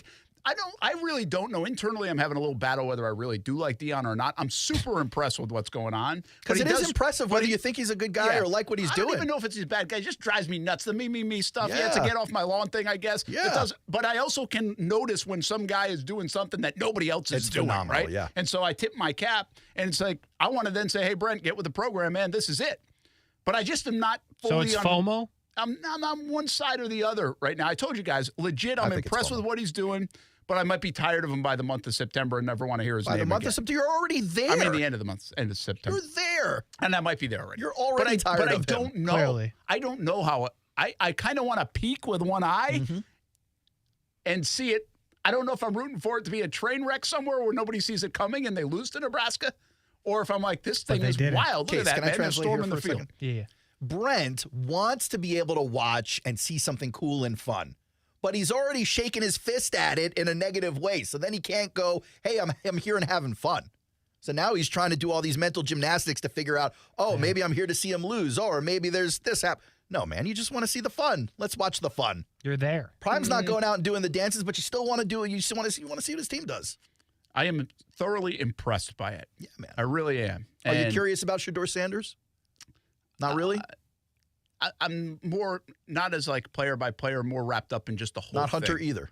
Nah, I mean, I'm in on Travis Hunter. Both of these guys are by the way, fascinating. they're both fantastic. I'm just saying, I don't know if I even view college football like that. Like I'm all in on watching X player from whatever team, you know? Yeah, I'm not saying like good or bad. I'm just saying like here are two guys that could possibly go very high in next year's draft that nobody saw coming despite all the noise from them. No, it's part of the story for me, right? I mean, again, this is to me, I'm looking at this from a 30,000-foot view of this is freaking Colorado that nobody, you talk about Siberia, it was when it comes to college football. And instantaneously, the Deion pull, and listen, I always knew Deion was big, but like when Deion was doing NFL Network stuff, and Deion is big, but he wasn't like just swarms of people around Deion everywhere you went. Now it feels like It he's almost feels freaking like Tim Tebow from 2009. Yeah, it almost feels like he's more famous than he was when he was playing. Because now he's like a whole brand. Before it was a primetime athlete brand. Now it's like this bigger thing. Now he's like a maven. He's a pop culture fad right now. Or trend. Call him a fad. It means he's got a death date on him. It feels he will though. Like he will. No. Seriously, he will from a coaching perspective. Like he's not gonna be at Colorado for 20 years and win. Like But when if you're he's a coach, coaching for 20 years and go. winning, no matter where he goes, then it's not a fad. I don't know. I'm just saying. Most coaches usually are a fad. Here we go. So, do you think Deion is a good coach, or do you think what he's doing is new and people are kind of learning how to play it? I lean toward the latter, but he's a better coach than I would have given him credit for, too. And really, he's not. He's a better CEO than I would have ever known. That's what it is. Because I'm not sure how much he's coaching. I think he's brought up a lot of the guys in to help coach, and they're doing a great job as well. He's built a good staff around him. And he is so magnetic right now that people want to be around Deion Sanders. And I think that's always been the case. But again, it's like magnified big time right now. In all places, Colorado, which, isn't always like the easiest place to get to. People are trying to find their way into the University of Colorado. Here's the thing I think bugs you That's the a Boulder most. one. Yeah, Boulder. Yeah. Here's the thing I think bugs you the most about it. I'm not sure it bugs me as much as you think it does. I'm pretty sure it does. The me aspect. If I said to you, I have a problem with that. Name a guy who's the most me in professional sports all time. He'd be on the list. He'd be on the list. Yeah.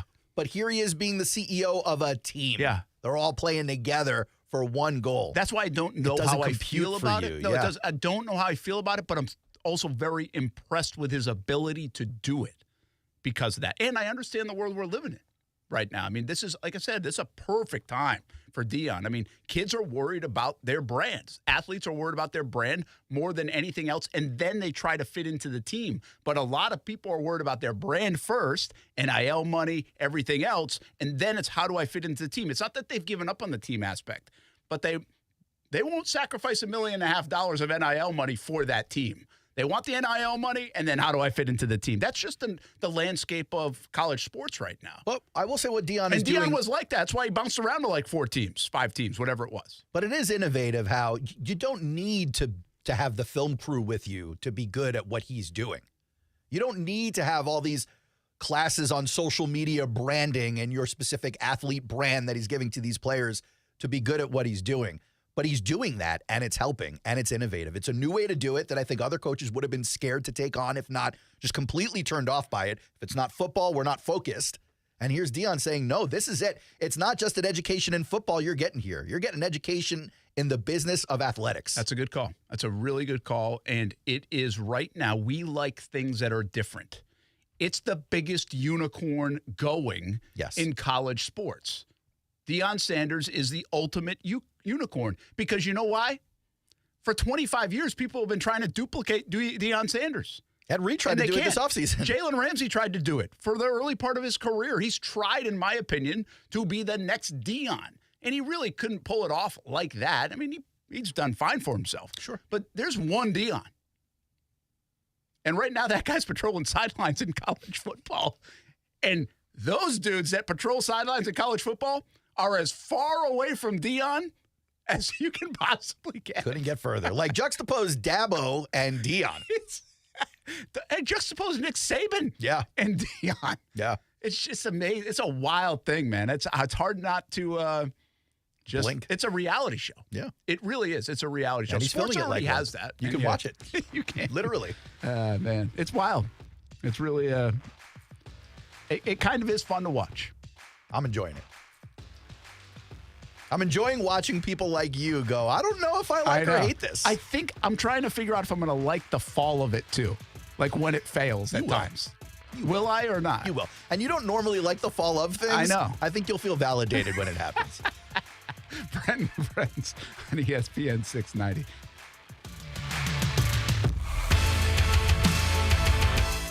Now, the First Alert forecast on ESPN 690.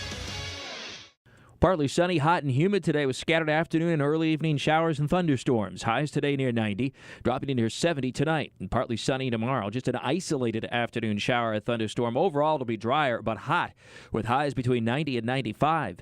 I'm Chief Meteorologist Mike Burrish. Join me today beginning at 5 p.m. on CBS 47 and Fox 30 Action News Jax. The Weather Center is brought to you by Beard's Diamonds. Before you buy a diamond anywhere, shop and compare and save thousands at Beard's Diamonds. Back to college, back to the gym, or back-to-back meetings. Cosmic Vibe, Oasis Vibe, Fantasy Vibe, Arctic Vibe, Peach Vibe. Northeast Florida is getting back into the routine with Celsius Essential Energy Drinks. There are not many things that can actually change your life. Well, I'm not exaggerating when I say this. QC Kinetics can change your life. You can live again without that chronic joint pain and without drugs or surgery. Hey, everybody, it's Brent Martineau. QC Kinetics is advanced regenerative medicine. They take your body's own concentrated healing properties, put them right into your joint to restore and repair that damaged tissue, that tissue that's causing all of that horrible pain. The patient satisfaction reports are amazing. Finally, a real alternative to the old ways of dealing with pain. And unlike surgery, there's no downtime with QC treatments. If you have constant pain in your knees, hips, shoulders, or back, you need to call and get a free consultation, 904-274-5522. A free consultation from the medical professionals at QC Kinetics today, 904-274-5522. Imagine this, moving around pain-free, doing the things you love again, walking, hiking, playing with the grandkids. Do it all with QC Kinetics and see how the latest advances in precision regenerative medicine can attack your pain and bring you lasting relief. 904-274-5522. Car Bravo is here at Nimnik Buick GMC, a better way to shop used vehicles with transparent pricing. Nimnik Buick GMC is the only Car Bravo dealer in Northeast Florida. And with Car Bravo, it doesn't matter what used vehicle you're looking for because they certify all makes and models. And for a limited time, save an additional $500 when you purchase a Car Bravo certified vehicle at Nimnik Buick GMC. It's a win-win. You always win at Nimnik Buick GMC. Experience Used-phoria with Car Bravo online at NimnikBuickGMC.com or visit the showroom off Phillips Highway. GMC, we are professional grade. Frank, you got to come see my new windows from American Window Products. They're beautiful and they keep the house so cool. Oh, slow down, Jim. No, Frank. American Window Products is having a sale right now, and you said you wanted a locally owned business with qualified products and professional installers. Well, American Window Products has all that and more. More? Yes, selection and great prices at American Window Products. Whoa, what's that number? 731-2247, a family-owned business since 1981. Check them out at AmericanWindowProducts.com. Call them, Frank. I'm calling American Window Products right now, Jim.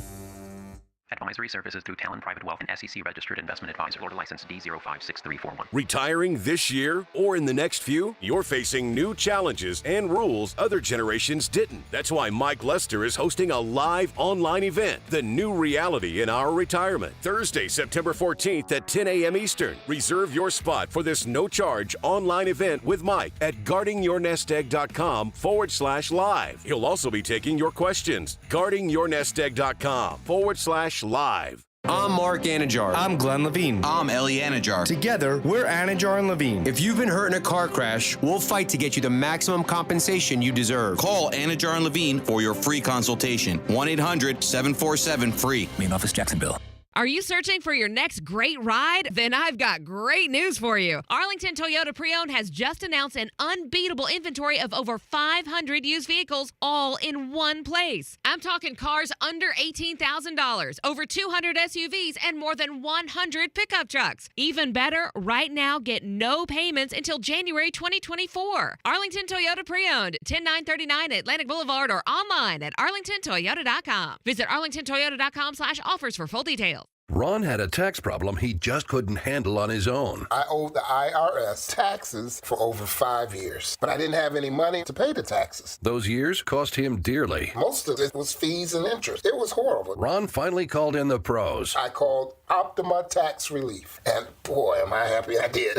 The leading tax resolution firm, Optima, is A+ rated by the Better Business Bureau. They've resolved over $1 billion for their clients. Ron was overjoyed. They settled my account with IRS. I was ecstatic. They are a lifesaver. They are. I am so happy. Take Ron's advice and call Optima now for a free consultation. Yeah, don't do like I did and wait. Call Optima Tax Relief. Do it now. You'll be ecstatic like me.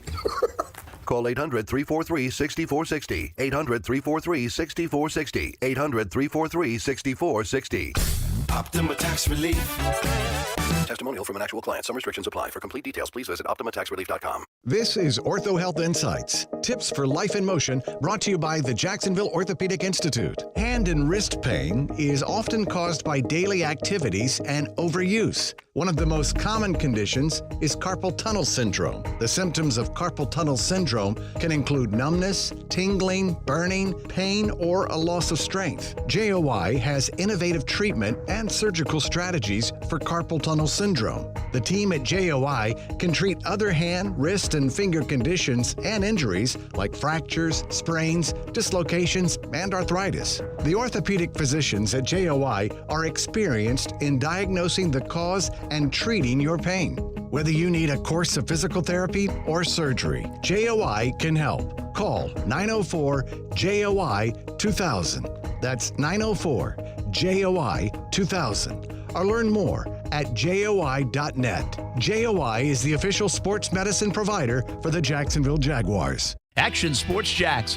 Watch, listen, subscribe. You can watch us on CBS 47 and Fox 30. You can listen right here on ESPN 690. And you can subscribe to our YouTube and podcast, Action Sports Jacks on ESPN 690. Action Sports Jacks. Watch, listen, subscribe.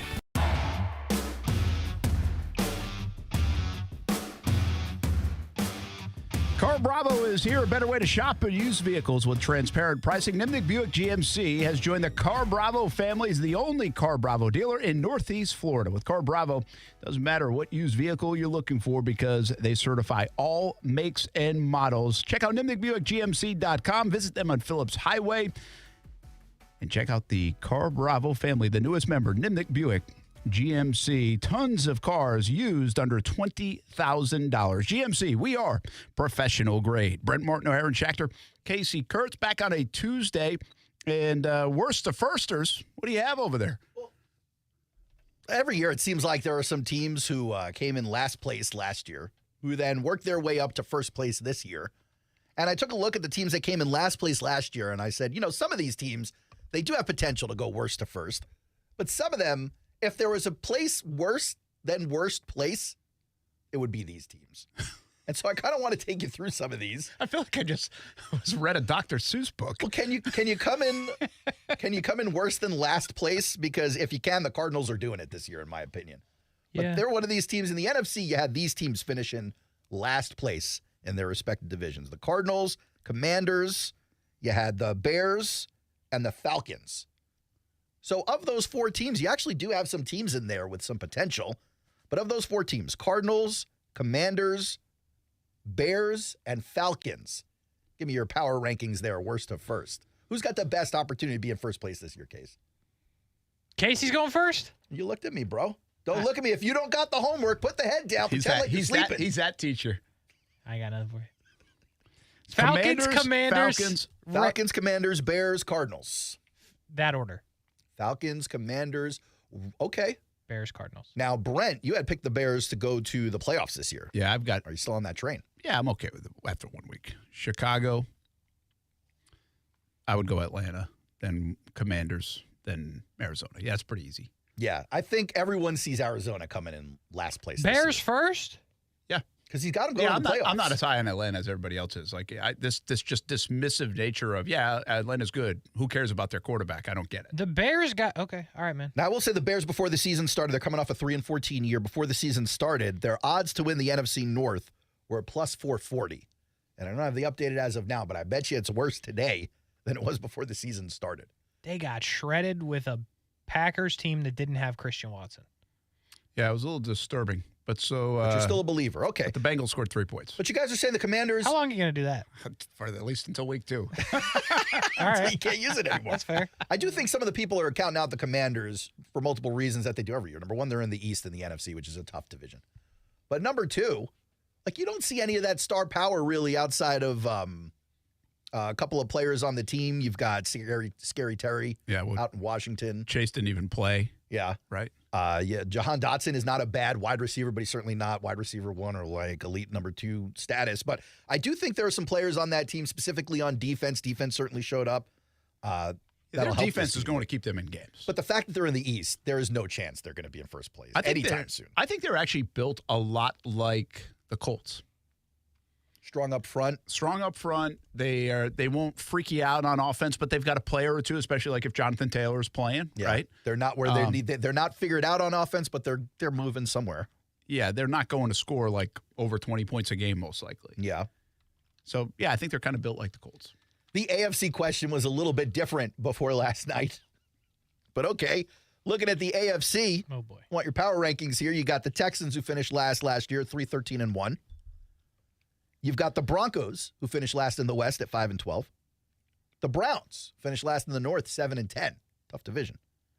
And then just end the season, my New York Jets finished last in the East at 7-10. This one's tough. That is tough. I would take the Browns at the top of my list. Most likely to come in first place. Brent joining me on that Brownie bandwagon. Well, in this questioning. Don't give me this and that. I would also say I still believe the Jets would be next on my list. Okay. The Broncos would be third on my list, and Houston's fourth on my list. So I get you hesitating on the Broncos because they've got to get after the Chiefs and the Chargers to do what they got to do. And the Raiders. Like I said, the Chiefs and the Chargers to do what they got to do. Did they not but they did lose to the Raiders. They're a game back. They barely lost to the Raiders. They're still a game back. And I do think the Broncos are a better team than what they showed. I think Sean Payton needs a couple more weeks there. The Jets, though, second, I guess that's saying you just don't have any faith that the Texans can put it together. Out of all the bottom feeder teams that you just gave us, the Jets are the best team even with Zach Wilson. Outside of the quarterback, yeah. Yeah. Well, I think even with him, I would take them to beat the Browns. Jets. You would take the Jets to beat the Browns right now? Yes. Cincinnati just scored 3 points against Cleveland. That's good. That's what the Jets score against bad teams, by the way, with Zach Wilson. Against the Bills. Who we agreed might be overrated. All right. Listen, we can talk around this. I'm just telling you, I would take the Jets. All right. Well, you're not very good at this stuff because you took Nebraska over Colorado. So you don't know what the heck you're talking about. Nebraska in addition to... It certainly sounds like I'm going to have to start... When I do get W's, I'm going to have to start telling Kasey about that. Well, you do have to brand yourself, Brent, because right now you've got the stink of that Nebraska pick, the Alabama pick, the Cincinnati pick, the Pittsburgh pick, and the Miami pick. Yeah. All right. I got this as Jets, Houston, Cleveland, Denver. Jets is the best scenario to come in first place. Then Houston. Then Houston. Then Cleveland. Then Cleveland. Then Denver. Because you're that big a believer in Cincinnati. Yes. Wow. It seems wild to me. The Browns clearly have the best shot to me. Something can happen in Cincinnati. It has nothing to do with the Browns, and the Browns have a better opportunity there. Yeah, now that Pittsburgh looks then like they got a whole garbage. But like the Jets have to go through 3 teams. I'm in. The Browns have to go through 3 teams? 1.5. What? 1.5. They're better than the Steelers. Where were you all offseason, Mr. Lamar Jackson agent? They're better than the Steelers. Okay. All right. Maybe. And I believe, based on what I saw last week, they're going to be better than the Ravens. Nah. They got 3 teams to go through. Who And else by did you the have? way, the Texans were your second? Yes. Because you believe in Houston. I believe in Houston, but also playing the math there's only 1 team to go through in the AFC South. That's true. That's true. Denver's got no shot, they stink. I don't think they stink, but they do have to get healthy. They have to get it together. They need their receivers back. They don't have their receivers right now. They need that team to play together for the first time healthy in a long time. I got a question for you guys about week 1. We know it was a little bit weird and things probably won't shake out. Like the Bengals are going to score more than 3 points. Maybe. They're not going to be horrible. Joe Burrow's not going to be the worst quarterback in the NFL. I don't know. That's what they be saying. But do you think there's a chance? You think there's a better chance the week 1 results play out for the rest of the year overall? Or totally flips. Like it really was just an aberration in. For Cincinnati or the whole thing? No, the whole thing. Like, I mean, we saw a lot, right? We saw Yeah, I Green think Bay it's hard score to be 38, that right? We broad. saw the Giants be terrible. I think Dallas the Giants be good. are bad. I don't think the Giants are terrible. I don't think they're a 3-win team, but I don't think they're a 10-win team. But I don't think they're losing by 40 a lot. In 2 months. In 2 months, I think the Rams are bad. I think they fooled us week 1. In 2 months, I think Cincinnati's really good. They fooled us in week 1. In 2 months, I think Pittsburgh is not awful. I think they're middle of the pack. Middle of the pack. So they fooled us week 1. I think 2 months, the Saints are clearly the best team in that division. They fooled us week 1 when they barely beat Tennessee. I think Arizona fooled us by playing a close game. In 2 months, they still haven't won. So you're definitely, you think week 1 won. For most of those. I guess so, yeah. I disagree with you on some of those, though. I think the Rams are better than we think they are. What happened to you? I think that we thought that way because we just don't know the players on this roster. Well, some of them we're going to go. They're a bunch of unheard of guys and a bunch of young kids that Matt Stafford struggles to relate to. With the Facebook. But I think my point is it doesn't matter. You give whatever book you want, dude's going to throw it for a completion. If his neck is not broken. It isn't, apparently. Like one hit away. He looked good. As old and as slow as he might be, he looked good, off schedule and all. Here's what you should do is hope that week 1 was an indicator of what's to come. Because what really happened is Tennessee looked like not good. Horrific. And that one, I believe, is Houston looked not good. Not good. And, Indianapolis, I actually think you can make the case they looked like how we thought they would. They're not an awful football team. They're going to win some games. I thought but they also held the will passing have attack. trouble winning at times. I thought Indy held the passing attack in check better than I thought they would, especially later in that game. Yeah. Be interesting. I'll have to go back to look at last year. I know we always talk about Cincinnati, like Burrow threw 4 picks and then it's like an MVP candidate. But I wonder if last year there were more things that happened in week 1 that ended up sticking. Now, close to home it didn't. The Jags lost to a bad Washington team. Carson Wentz, that was his best game of the season. Easy. You're talking about the next starting quarterback of the New York Jets. Have some respect. We'll be back. Brent Friends on ESPN 690. Brent and Friends is sponsored by Best Bet. Now open in St. Augustine. ESPN 690 wants to pay your bills. We'll have 5 chances every weekday to win $1,000. All you have to do is enter the correct keyword at ESPN690.com to be eligible to win. This is a nationwide contest. Message and data rates apply. ESPN 690 pays your bills. Sponsored by Arlington Toyota with over 800 new and used vehicles available. Weekdays at 8 a.m., 10 a.m., noon, 2 and 5 p.m. Tune in to win from ESPN 690, Jacksonville's home for ESPN Radio. Best Bet Jacksonville, Orange Park, and St. Augustine are paying out over $640,000 this month in poker promotions. There will be exciting high-hand specials and no-limit hold'em tournaments all month. Catch Insta Paydays and game day promos at St. Augustine, $300 early bird specials at Orange Park, $500 Fridays at Jacksonville, and much more. Enjoy the best in poker and card games at Best Bet. For more information, visit bestbetjacks.com. Hey everybody, it's Brent Martineau from Brent and Friends on ESPN 690. Tune into our high-energy, multi-platform show Monday through Friday from 3 p.m. until 6 p.m. on ESPN 690 and a variety of video streaming platforms as well. As the seasons change, so do the sports topics. It's football season now, and we're bringing you all things sports weekdays from 3 p.m. until 6 p.m. And you can tailgate with us at the Duval House for every Sunday home game this football season. Fueled by Celsius Essential Energy Drinks. Live fit. 2 roads diverged into a steamy, hot northeast Florida summer.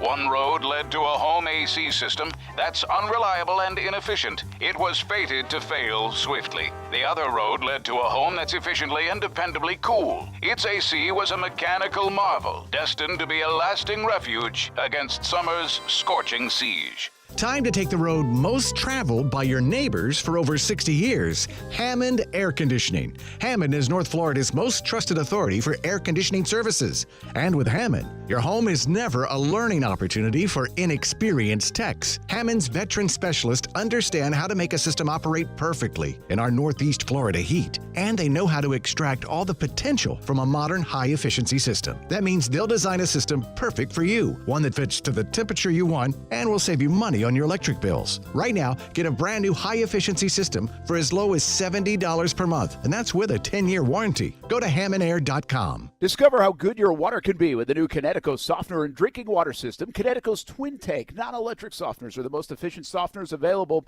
We have one in our home. We absolutely love it, have had it for over 5 years. Their drinking water systems remove up to 99% of contaminants. Right now, you can save up to $1,000 on a Connecticut K5 drinking water system when you purchase a Connecticut Premier softener. If you're not filtering your water, you are the filter. Don't be the filter. The experts at CGC Water Treatment and Plumbing will test your water for free and provide solutions that are right for you and your family. Imagine having clean, clear, purified water at your home. No more plastic bottles, no more waste, just great tasting, purified water that you can trust. Call 904-552-1242 or visit cgcwater.com, 904-552-1242 or cgcwater.com. Financing options available with approved credit. CGC Water Treatment and Plumbing are proud partners of the Jacksonville Jaguars, and I'm a proud customer of CGC Water Treatment and Plumbing, an authorized independent Connecticut dealer, Florida license number CFC 1428211. Prescriptions require an online consultation with a healthcare provider who will determine if appropriate. Restrictions apply. See website for details and important safety information. Subscription required. Price varies based on product and subscription plan. Hey guys, did you know there's a generic form of Viagra that works just the same, but is 95% cheaper? And you can get it online? Go to hims.com/joy. Through Hims, you'll get a free medical consultation, discreet shipping if prescribed, and the process is 100% online. To start your free online visit, go to hims.com/joy. That's HIMS.com/JOY.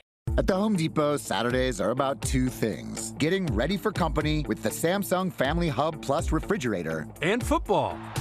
That's right, Kirk Herbstreit.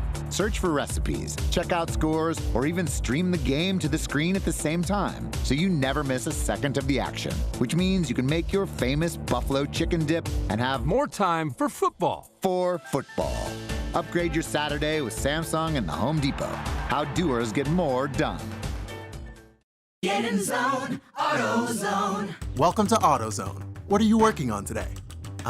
Thinking about gas mileage. You know, changing your oil with a full synthetic oil like Castrol Edge can help your engine get more miles. Right now, you can get 5 quarts with an STP Extended Life Oil Filter for only $37.99. Get started on your next job today with the parts you need when you need them at AutoZone or AutoZone.com. Get in zone, AutoZone. Restrictions apply. Stay with ESPN 690 for your chance to see and hear our special events in the Farah and Farah Performance Studio throughout 2023. Powered by Farah and Farah and ESPN 690, Jacksonville's home for ESPN Radio.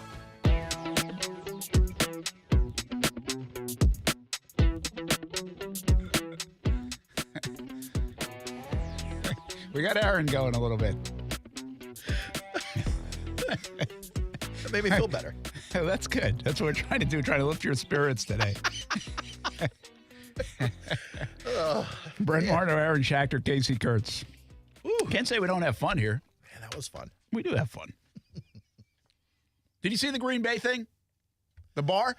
Yes. Is it the bar called the bar? Because I've been to that place. Oh, I don't know. In There's Appleton, Wisconsin, where the team often stays when they play in Green Bay. You really are simple out there in Wisconsin, aren't you? In Appleton, Wisconsin, where the team normally, or at least in the past, has stayed because they have the fancy hotel. It's the one fancy hotel in Wisconsin. Apparently is in Appleton. But there's a bar out there called The Bar. It's a bar and restaurant. It's where they have the fried cheese. I don't know where this was. The report was off CBS 58. That's right. Out of somewhere in Wisconsin. Nice. Good for them getting credit. Why We not? don't do They that a should. lot, so that's good. That's a great story, though. Hey, listen, I'm a story guy. I thought it was a fantastic story. I don't know who tipped them off about it or how they found it, but it was cool. Well, I imagine if it's in Wisconsin, it's the only thing going. So yeah, probably. The bar, basically, the story is, if you haven't seen it, they said if the Jets lose because of the Aaron Rodgers stuff, they'll pick up the tab. This is before the injury. Yeah, this is before. It's at the start. And the bar is packed anyway, so it's going to be a pretty popular bar or the only one. Again, if it's the bar in Appleton, it's the only bar.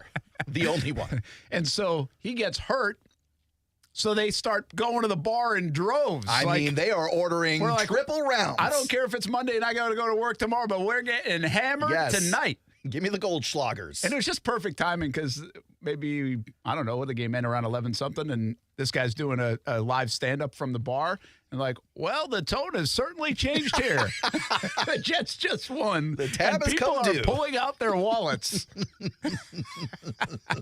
But he said in that thing, I guess this is going to be, this wasn't just for the Monday Nighter. This is all games. year. 12 games this year. This is what he said. Because it's a game, as long as the Packers aren't playing at the same time. Yes. So I guess now, are you drinking as much as possible, or you're a little cautious about the Jets? Oh, you're drinking as much as possible. You're going to that bar, and you are taking Mrs. Betty Ford with you to give you a ride into rehab when you're done. Because that is a season full of L's. So the Green Bay bar going to lose a bunch of money? No, man. They're getting all kinds of marketing now. They're a national story. I know. I'm just saying on, like, those nights. Oh, well, of course. But, like, ultimately, much like Prime is doing out in Colorado, this bar now is more like – this bar probably has never run a commercial in its entire existence. And now everyone knows who they are and where they are. People might even come from out of town just to go to this bar. It's Appleton. I might. It's Appleton. With my Zach Wilson jersey. I had fun in Appleton at the bar and the Bean Snapper. Do you have a Zach Wilson jersey? No, come on. Getting some cheese curds from the gas station. It's a fun time in Appleton. Paper mill just down the road, smelling like dog turds. It's great. I understand what you're saying. Like, they're going to get a lot of love. I'm just saying, I don't know. I think that could be an even deal. I think the Jets are going to win games. They're going to win more games than you think. They're not going to win big, like I said, but they're going to win more games than you think. Well, Aaron, I'll just tell you, don't make a bet with him because he will not pay. If you say a bet about it, it will mean nothing. I won't say that to Brent ever again. But, Brent, let me say this to you. Last year, the Jets lost to the Patriots twice. The Patriots scored 0 touchdowns combined in both games. They did. Actually, they got walked off on the kick return, remember? The punt return. Unbelievable. That is crazy that's happened twice in less than a year. And the Jets were involved in both of them. It's not crazy. If you know the Jets, it's likely. It's probable. Kasey and I just said this. I don't know how you feel about it, but I find myself sympathetic towards Zach Wilson where I'm actually rooting for him. Of course. And How could you not? This dude's been kicked so many times. Honestly, I didn't think Kasey had any sympathy in his body. Literally 0. Now, I was the guy when you guys last year were like, I feel bad for him. I was like, I don't. And I was like, you guys are like, that's kind of messed up, man. And now, all of a sudden, I don't know why it took this, but I'm like, when he went in last night, I was like, this is unfair. You see the look on his face. You're like, could any human endure more of a torturous time to start their career, whatever the job is? To constantly get kicked in the face like this, it's a tough existence. Yeah, I don't. And by the way, the whole world was laughing at him last night, even before he threw a pass. He was already a punchline again. How's that not traumatic? It's tough. It's a tough watch. I'm trying to think of like Blaine Gabbert was a tough watch around here at times. It was uncomfortable to watch it. Their offense in general, but him, especially that rookie year. Yeah, I'm not at that point with Zach Wilson, though. Oh, you thought Gabbert was worse? I don't know, man. He's in New York. Like he had the whole mom thing. He had like this thing is played out way bigger than this thing is played out way bigger than Gabbert ever played out on this stage. And I'm not even sure Gabbert, when you looked into his eyes, like when you're watching the game on TV and they show the tight shot, it looked like this. I cared about like the Gabbert situation though. I was also like Kasey. Imagine if Middleton walked in today with a "We love this other producer" T-shirt and did overtime with you. We love this other. He walked in here with a Brent Martineau, Brent Friends T-shirt while doing your show. I could see him doing that. Yeah. All right, this is what Zach Wilson Brent had to gives work us with a lot of last free year. crap, man. Like it's bound to happen. Zach Wilson had to go to a press conference last night and say this unbelievable dude who caught this touchdown hates my guts, and I like him anyway. That part is I said that at the beginning of the show. It's awkward. Humiliating. It is awkward. Humiliating. Whole thing's embarrassing. Brent Friends on ESPN 690. We'll go football at 5 when we come back on ESPN 690.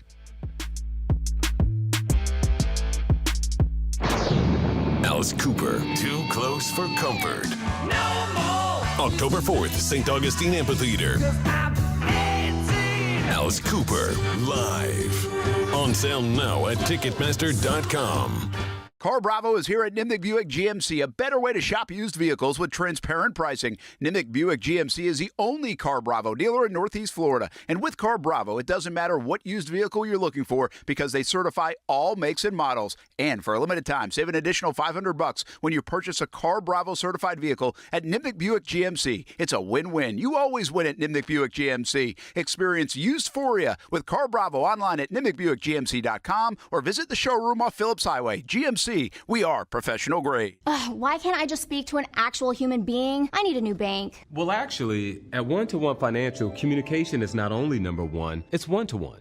When you call, you get to talk to a real live Jacksonville human, fast and with someone who's truly concerned about your needs, your security, and finding solutions as a team. Thank you. Ready to break up with your bank? Find a real long-term banking relationship at One-to-One Financial, Jacksonville's hometown credit union. Visit one-to-onefcu.org for more information on opening an account today. Federally insured by NCUA.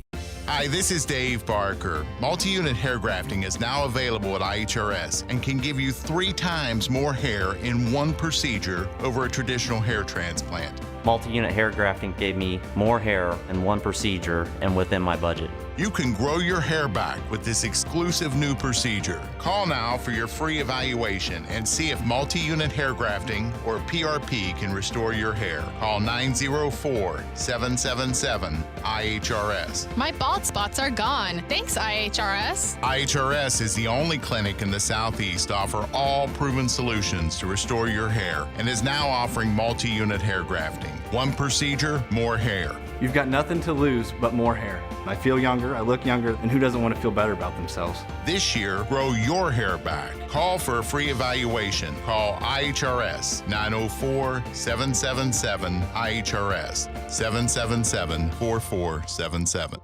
Experience wins when buying or selling your home. Changing markets and rates make for challenging times these days. Bass Professional Realty can guide you through those times and open the door to a new home or lock the door on your old home one final time with a good experience thanks to their experience. Bass Professional Realty has been serving Northeast Florida this entire century. Last year, Nancy Bass and Bass Professional Realty were voted a top real estate firm in Jacksonville. Have a good home selling or buying experience with the experienced team of Bass Professional Realty. WOKV Jacksonville. Listen live everywhere you go on ESPN690.com. ESPN 690, a Cox Media Group station. This is SportsCenter. I'm Christine Lisi. Quarterback Aaron Rodgers' first season with the Jets is over after just 4 snaps. An MRI confirmed Rodgers tore his Achilles in the overtime win against the Bills on Monday Night Football. Jets will likely sign a QB, but their plan is to move forward with Zach Wilson as the starter. Unsportsmanlike co-host Chris Canty. I don't think it's fair to dismiss the prospects of this team potentially being able to figure something out, being able to forge an identity around their third-year quarterback, Zach Wilson. And maybe it's not the quarterback being a difference maker, more of a game manager. Depending on how this thing goes and depending on how they do, they could be playing for something more important other than moral victories. In the aftermath of the Rodgers injury, Caesar Sportsbook moved the Jets' Super Bowl odds to win to 50-1. According to a racial discrimination lawsuit filed against the NFL by longtime reporter Jim Trotter, Bills owner Terry Pegula allegedly made a racist comment about black players in the league in 2020 to another reporter. Pegula has denied making the comment, said in a statement, racism has no place in our society, and he is disgusted that his name is associated with the complaint. Do you own or rent your home? Sure you do. Fortunately, Geico makes it easy to bundle your home and car insurance. It's a good thing, too, because having a home is hard work. Go to geico.com, get a quote, and see how much you could save. Geico.com. Easy. Now, your chance to win $1,000 as ESPN 690 wants to pay your bills. Sponsored by Arlington Toyota with over 800 new and used vehicles available. Enter the word BAG at ESPN690.com. That's BAG by 15 past the hour.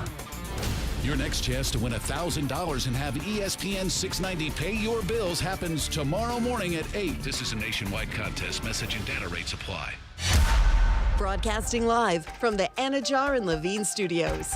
Anajar and Levine Accident Attorneys. Call 1-800-747-FREE.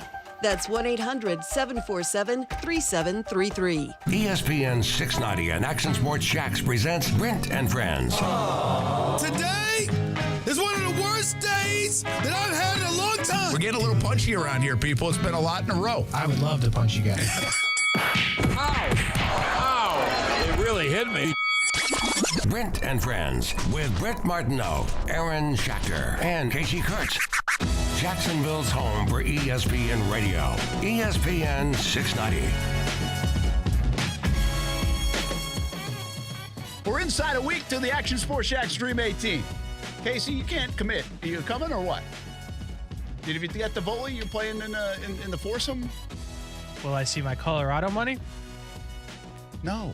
Don't I do won't it, be Case. there. Yeah, don't that's do it. fine. You got to hold out, Case. Get the money. Get the bag. I'm You see gonna, that they cave all the time, Case. Just wait until games come up. I'm going to stop producing the show. I'm going to start missing games. That's what Chris Jones would do. That's what they Jonathan. say. That's what Jonathan Taylor would do. I mean, they say I'm the Chris Jones of the show. That's what Brent would do. They do say that. That's what Brent would do. He did it. That's a good point. Huh. That's what Brent All would right. Not going to be here tomorrow. All righty. And you only use leverage when you have it. Aaron's also out tomorrow. So That's good right. luck, Brett. Well, I'm flying to New York to try out for the Jets. Don't worry about that. He legit is flying to New York To try out for the and Jets. may stop by. That's not a May. I got a job opening. That'd be awesome if you knocked on that door. Would you guys freak out if you saw me starting against the Dallas Cowboys next week? We You would think I'd be freak out. starting me versus Zach? I think I No. might. No? I seen you throw a baseball in here, which is already a thing. Open tryouts for the Jets. Yeah, exactly. Quarterback position would be fantastic, though. Would it be fantastic for who?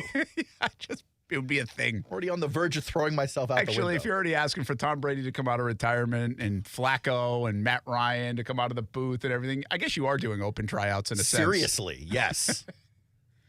Meanwhile, Matt Ryan caught a stray in the broadcast booth the other night. He may be wanting to come back. That at was this from your point. boy. I That know. was from my guy. I didn't want to ask him about it. Was that intentional or not?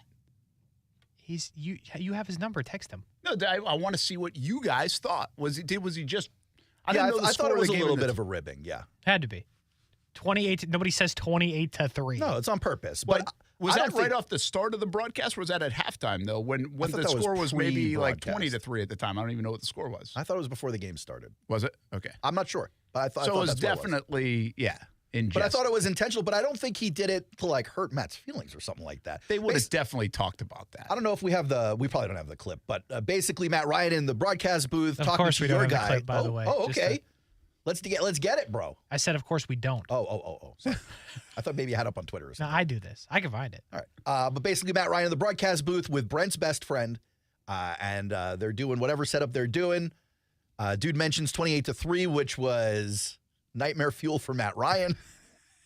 And you could say anything. It was just his face that everybody right. They slowed it interpreted, down right? on X, where you saw Matt Ryan's face, where he kind of gave him the eye roll, like, "Really, guy? Are we going to do this day one? Is this what I got to deal with?" But look, Matt Ryan, you're not a Hall of Famer in the broadcast booth. You're a regular dude. Yeah. Day one of school, bro. You're going to get picked on just like everybody else. What? Not anymore. He's going to be the quarterback of the Jets. He's out of the booth. You thought what I had to say was harsh about him all last year.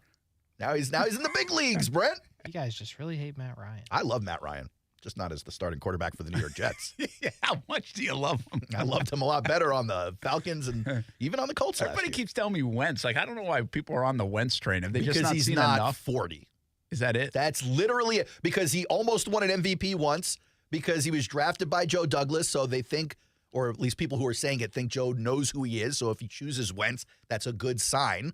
He could throw the ball. He's got a big-time arm. But like, clearly his decision-making hasn't been good for years.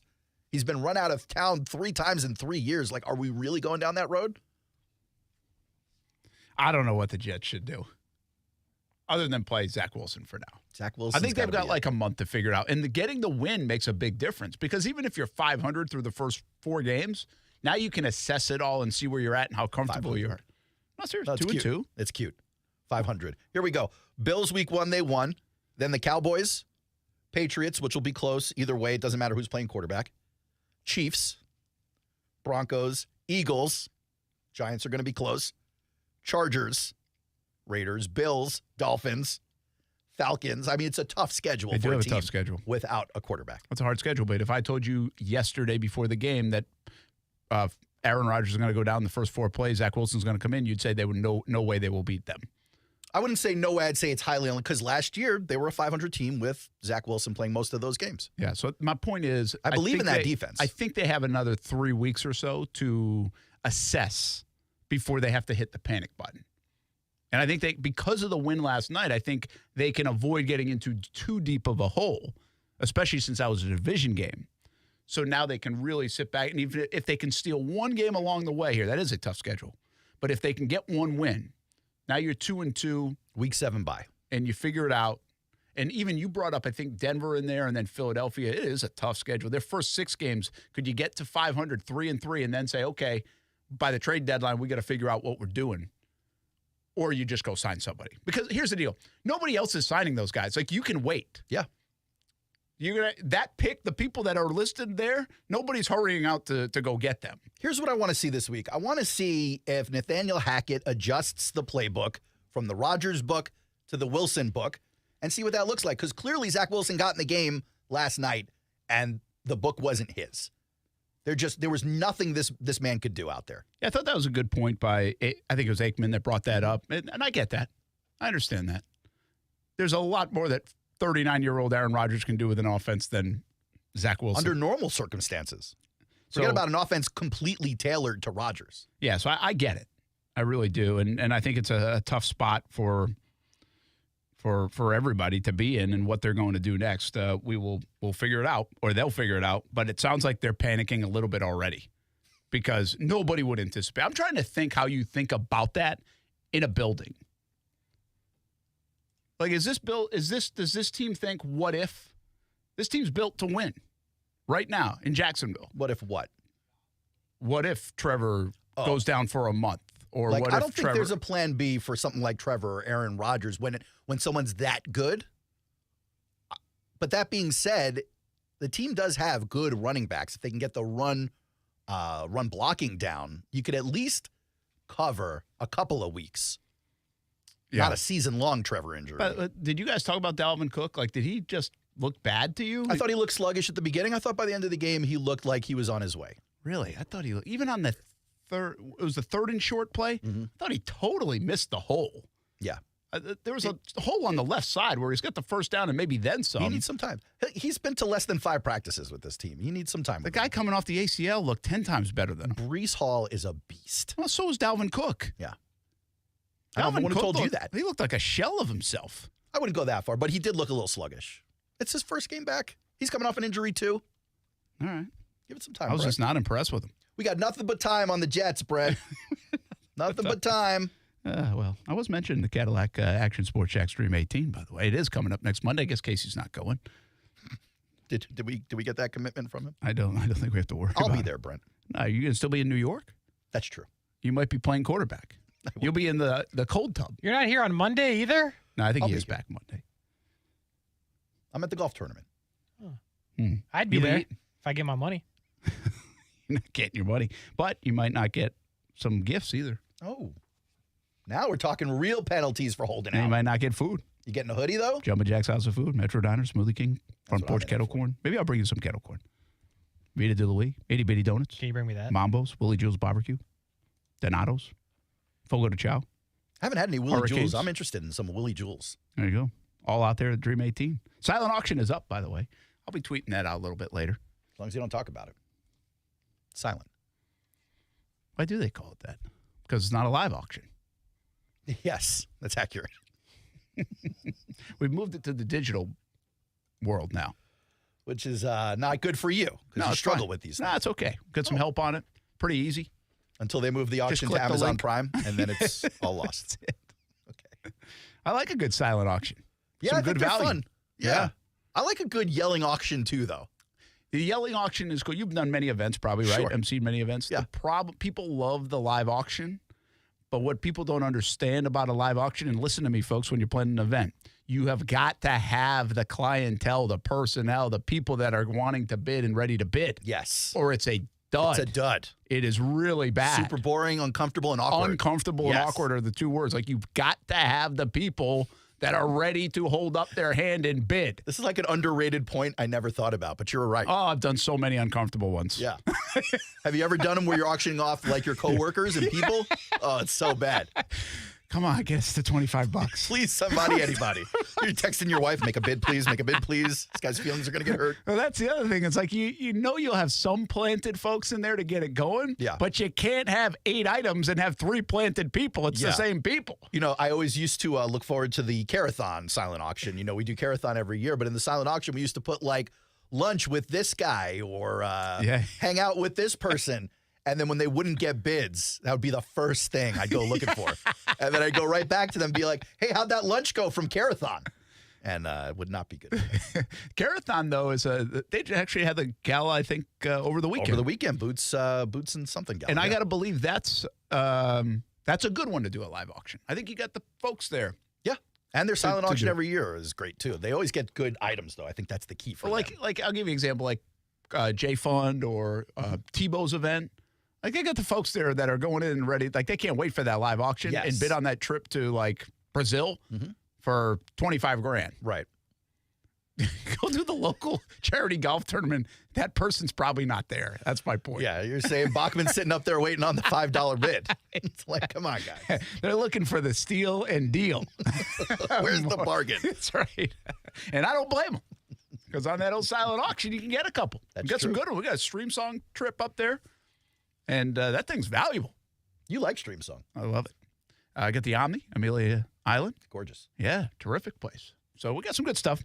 Check it out. We'll be tweeting it out and sharing it out and bid all the way till Monday on the Action Sports Jack Stream 18. We're getting ready to go to Southampton on that Monday. I think the weather looks good, at least in the forecast right now. Hopefully it stays that way. Get us some X's, tweets. What do we got? Everybody talking about Aaron Rodgers. It was funny in here a little bit ago. I need something else on my timeline, Aaron said. This is what happens. Because you know how algorithms work. Last night, I'm just like, give me all of the Aaron Rodgers content from the second he hit the ground. And so you got every doctor willing to now make a diagnosis off TV, which I am uncomfortable with that. A little bit.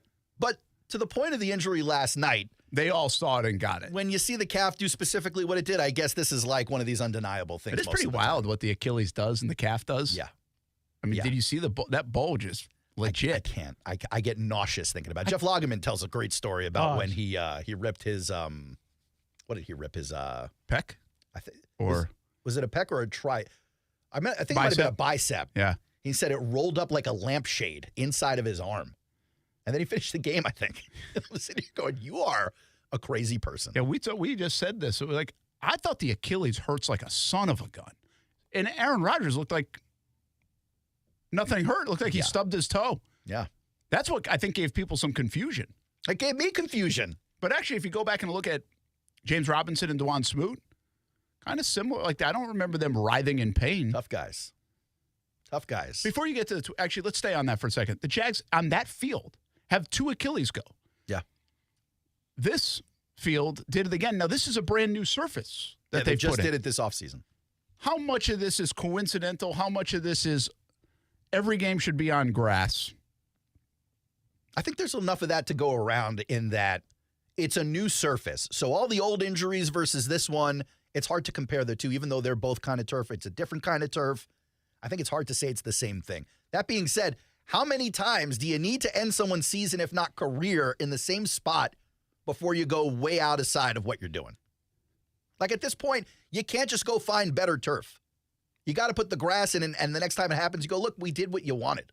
The turf is so much better than it used to be.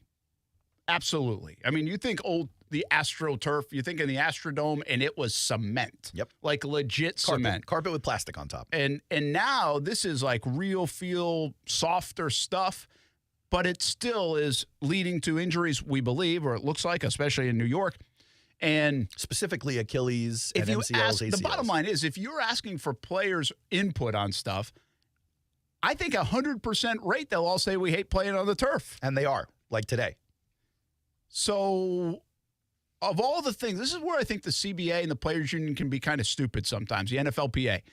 Like, if this is a thing, then make it a done deal. Like, get it done. It's got to be astronomically expensive in certain situations, or else why wouldn't they have all done it at this point? I mean, it does not matter, Aaron, how expensive it is. This is a $1 billion industry. I'm with you. Arizona builds it. They have 2 fields that they roll out of that stadium. Yeah, I'm with you. And can put grass in it that way. I'm not saying it's a good reason. I'm saying I can't think of another reason.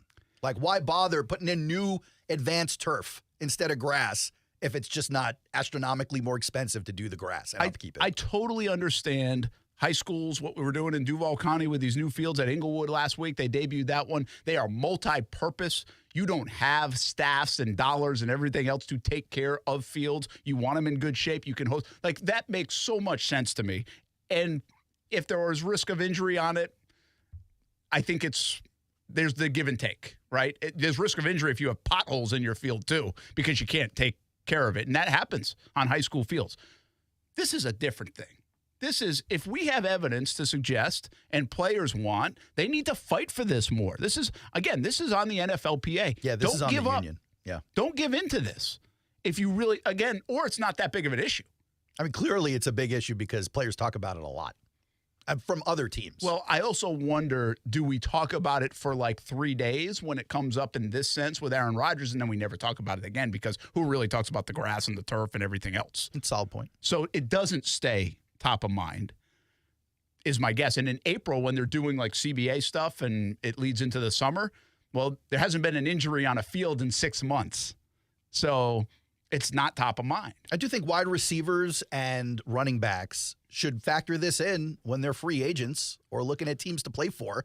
Like, what is the surface you're playing on? Because it used to be if you played on turf or in a dome, it was great because it was going to be faster. Your numbers might be higher on the passing attack. But now it's like, are you willing to risk your career on some of that carpet?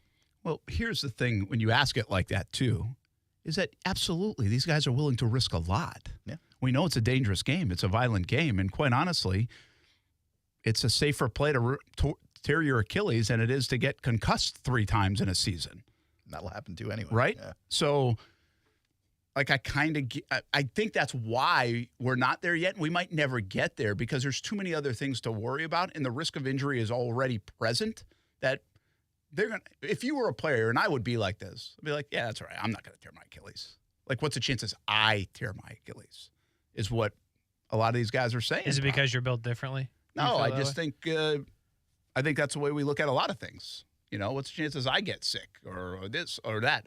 And I think that's probably why you don't have like this big push, this uniform, group of saying, hey, we're going to get like 10 guys that have been injured on turf fields. They're the ones that are going to lead the charge. Right. I mean, this isn't affecting every player in the league. That's the point. This is like the second or third giant issue that requires NFLPA work here in between the CBAs. And it makes me wonder if maybe some kind of bigger agreement that falls beneath the level of a CBA agreement, but above the level of just meeting with the league happens. Gambling, and then this turf issue. Yeah, that's interesting. Give us a tweet or an X before you hit break. Well, we're talking about Aaron Rodgers and the turf there, but let's talk about some of the play calling because Nathaniel Hackett's responsible for that out in New York for the Jets. Here's one from The Athletic, courtesy of Dana Rossini and Zach Blatt. Aaron Rodgers didn't like the play calls involving cut blocks, and so he told as much to the Jets coaches, including his friend Nathaniel Hackett, who runs the offense. During his first 4 dropbacks, his entire Jets career, New York's tackles tried the maneuver twice in 4 plays, including the play he ended up rupturing his Achilles on. He did not like these plays. They called him anyway. Is that on Hackett? Or is this still just a freak thing? I really don't get this narrative that much today. What don't you get about it? I don't know where. Maybe it's because I'm outside looking in and I'm not covering the Jets every day.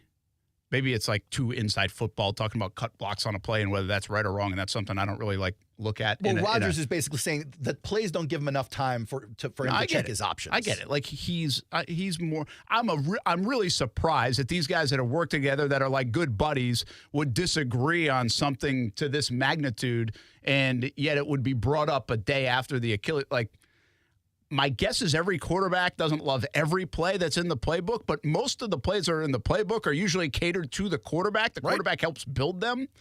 So I feel like this is a bit more headline-y story that people have run with. You think it's nonsense? Early today than it is. And my guess is at some point, whether it's Hackett or Rodgers, they're going to clear the air on this and tell us really what's going on.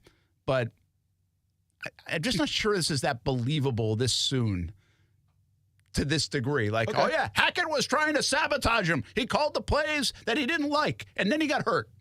Come on. That's what it sounds like. Yeah, I don't think anyone's saying sabotage, but to the point, I think they are saying Aaron Rodgers told him you didn't want it, you called it anyway, and now he's hurt. So, to your point, maybe it's something different. Maybe this is a little too smoky. But I guess all the attention goes to what happens next, which is our next post on X from Mike Tannenbaum. Used to work with the Jets. He goes, here's what I would do now. You tell me if you like any of these options, Brent. He goes, I'd immediately look into a trade for Matt Stafford or Jameis Winston. That's plan A. I'm okay with that. I'm okay with Stafford more so than Winston. Yeah. But Winston certainly over a lot of these other names we're about to say. Then he says plan B is try to have Matt Ryan and Colt McCoy in the building for a physical. Do they have to play, or are they just coming in for a physical? Because you could potentially be putting them on the team. They're just checking them out. Everything good with Colt McCoy? All right, buddy. Hey, buddy, how's that elbow that was hurting you? No, we don't need you here. We're just kind of curious about your health. I like Tannenbaum in a lot of ways, but his fourth option is potentially Colt McCoy? Actually, it's his second option. I mean, his third is giving him the call benefit Tom of the Brady's doubt. agent, which is obviously unlikely. And that's the third option. That should have been before Very Colt unlikely. McCoy. That's all I'm saying. Come on, But Mike. here's Mike's point. Jets are on a plane to Dallas in 5 days. And if he was GM, he would try to have a quarterback with him on that flight. Not necessarily to start, but certainly in the building and on the team. Do you think this is resolved in 5 days? Whatever way it happens. They're getting another backup who is in their there. backup? Who's their third quarterback? So Tim Boyle is on the practice squad. Streveler got cut. Streveler got cut. Not even on the practice squad. But he's not signed anywhere, so you can He's bring coming him back. All right.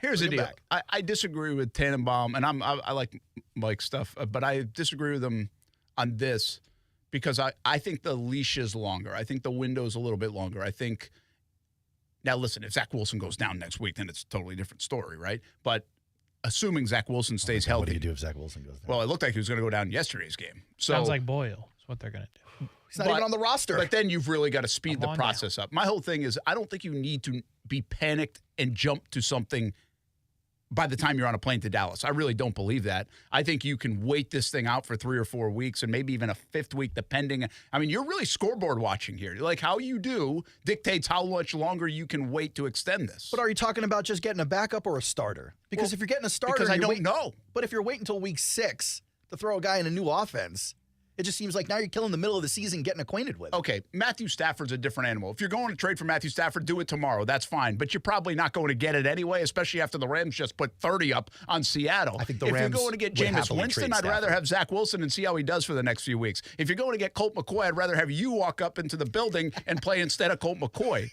Casey doesn't like the besmirchment of Colt McCoy. Wow. I don't know why Colt McCoy is still in the league. Clearly, he's a great passer. He almost started for the Cardinals this year. And they cut him. Well, because they don't want to win. Right. That's what I'm saying. So, like, he's a gem. Damn, Brent. But That was rude. outside of if you're not making a mega deal for a Stafford, a Cousins, and even then, I'm not there yet because I don't want to give up what I might have to give up. So I want to see Zach Wilson for a couple more weeks and see if he finds some comfortability that I could latch onto. Even if it's not right, I want to at least try to convince myself in this state of shock before making this jump to conclusion decision about bringing in big bucks, I'm okay with losing draft picks. So I disagree with Mike on the timing of it. You don't have to do that in the next 5 days. In fact, I believe this, I really do, that the win yesterday gave them more time. For a backup. To panic. I think if you're bringing in a starter, if that's what they're looking to do, and the report is they're calling all these veterans, all of them. So I think they're looking at everything from a new starter to a backup to just due diligence. If you're bringing in a starter, I think you got to move. You got to move quick. Yeah, I just disagree. I think here's the other thing. If you're looking for a starter that's off the street and not playing. Like Wentz. Yeah, you're trying to find the best guy that will fit into what you do. You're not necessarily trying to find the best guy. That's fair. Right? So they already know that, or they'll figure that out. And that might take a little bit of time. Hey, see how much the lineage of who's worked with who and what offenses they run and everything else. But again, I just disagree with you about, I don't think if you're getting Stafford or a Kirk Cousins in this instance, you need to go get him tomorrow. You just need to get him before the trade deadline if you're still in it. Now, next week, you might see Zach Wilson go 3 for 30 and say, we need him tomorrow. So here's why you need a human. The quarterback for the Jets got hit 17 times last night. The Bills had 17 quarterback hits. You signed 3 guys. Not even hurries. Because them boys ain't making it. You signed 3 guys and they're all nurses. And you gotta have a person on the flight. I'm with Tannenbaum. Maybe, some of the options are interesting. The person you should have on a flight is a bodyguard who you send out there with the quarterback on every plane. And they're going to Dallas next. Who just did that to the Giants. I told you, 60-0. 17. Dallas could ruin New York in 2 weeks. They could have the most points scored, the least points allowed in a 2-week span for the history of all football. The only thing I'm hoping is that Dallas looking at this like a trap game at this point. Like, look ahead on the schedule. You got Eagles at some point, Dallas. You got the Giants coming back again. Don't worry about the Jets. You should tell them that. At some point, you will play the Eagles. Maybe look ahead to that. Maybe look ahead to that. Brent and Friends rolls on football at 5. Hey, don't forget, later in the week, we'll do our fantasy card breaks with Davoli's House of Cards. Have some fun with that. Tell you what it's all about. You got to join us for it. You got to get into the game. We'll explain it on Thursday. Davoli's House of Cards, place to go down on 210. Fantasy card breaks. Keep it in mind. Different way of playing fantasy football like you've never seen it before. We'll be back on ESPN 690. Now, the first alert forecast on ESPN 690. Partly sunny, hot, and humid today with scattered afternoon and early evening showers and thunderstorms. Highs today near 90, dropping to near 70 tonight. And partly sunny tomorrow. Just an isolated afternoon shower or thunderstorm. Overall, it'll be drier but hot with highs between 90 and 95.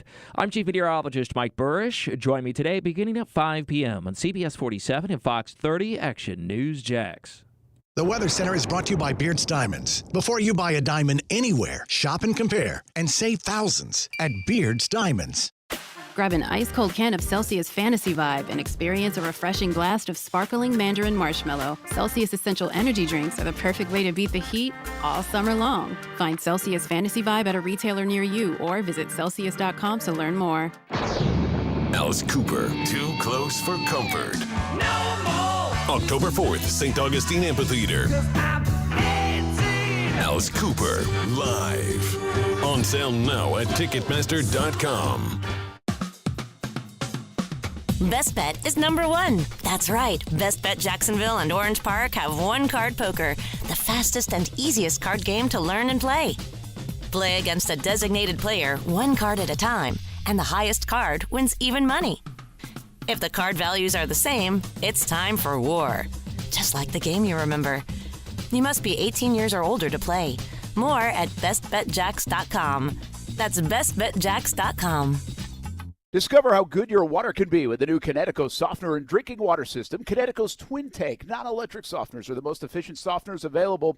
We have one in our home. We absolutely love it, have had it for over 5 years. Their drinking water systems remove up to 99% of contaminants. Right now, you can save up to $1,000 on a Connecticut K5 drinking water system when you purchase a Connecticut Premier Softener. If you're not filtering your water, you are the filter. Don't be the filter. The experts at CGC Water Treatment and Plumbing will test your water for free and provide solutions that are right for you and your family. Imagine having clean, clear, purified water at your home. No more plastic bottles, no more waste, just great tasting, purified water that you can trust. Call 904-552-1242 or visit cgcwater.com. 904-552-1242 or cgcwater.com. Financing options available with approved credit. CGC Water Treatment and Plumbing are proud partners of the Jacksonville Jaguars, and I'm a proud customer of CGC Water Treatment and Plumbing, an authorized independent Connecticut dealer. Florida license number CFC 1428211. I'm Shanola Hampton. I support the Feeding America network of food banks because they help provide over 6 billion meals to people in need each year. Learn more at feedingamerica.org. Okay, next time you're at the store, I dare you to not think about the unmistakable fresh, clean scent of Irish Spring. Yeah, you heard me. I want you to resist picturing a shower filled with those sensational Irish Spring suds. And if you succeed, well, you got what my gramps used to call resolutitude. Not a real word, but let's be honest, you're probably going to end up leaving with Irish Spring because of its irresistible scent and because you have zero resolutitude. Pick up Irish Spring today. Meet Bruce. Hey there. He's a busy soccer dad who's trying hard to learn the game. Go for the end zone. Whoops. Luckily, other things come easy, like banking with Chase. On a tip from his banker, he set up AutoSave in the Chase mobile app. So what are you saving for, Bruce? Father-daughter soccer camp. Smart bankers, convenient tools. One bank with the power of both. Visit chase.com/checking. Chase, make more of what's yours. Autosave requires a Chase checking and savings account. Chase mobile app is available for select mobile devices. Message and data rates may apply. JP Morgan Chase Bank and a member FDIC. Non-contact thermometers are not the most accurate. If you think you have a fever, get the thermometer that is chosen by medical professionals and used at top-ranked hospitals everywhere. Exergen. Exergen Temporal Scanner is backed by over 100 clinical studies and the smart choice for home, school, or your business. When accuracy matters, Exergen. Exergen can be found at Walmart and Walgreens. Learn more at Exergen.com. That's Exergen.com. Be more cyber zen. Get NordVPN. With a few simple clicks, NordVPN will block online trackers, secure your devices from malware-infected downloads, and block access to malicious websites. With NordVPN, enjoy internet without trackers, without malicious websites, without malware-ridden files. Be more cyber zen. Take advantage of our special offer now at NordVPN.com. This is Brent and Friends with Brent Martineau. You don't even like your quarterback. Kasey Kuhrts. You don't even like your team. And Aaron Schachter. I don't even like myself, guys. Do you know me? On Jacksonville's home for ESPN Radio. ESPN 690.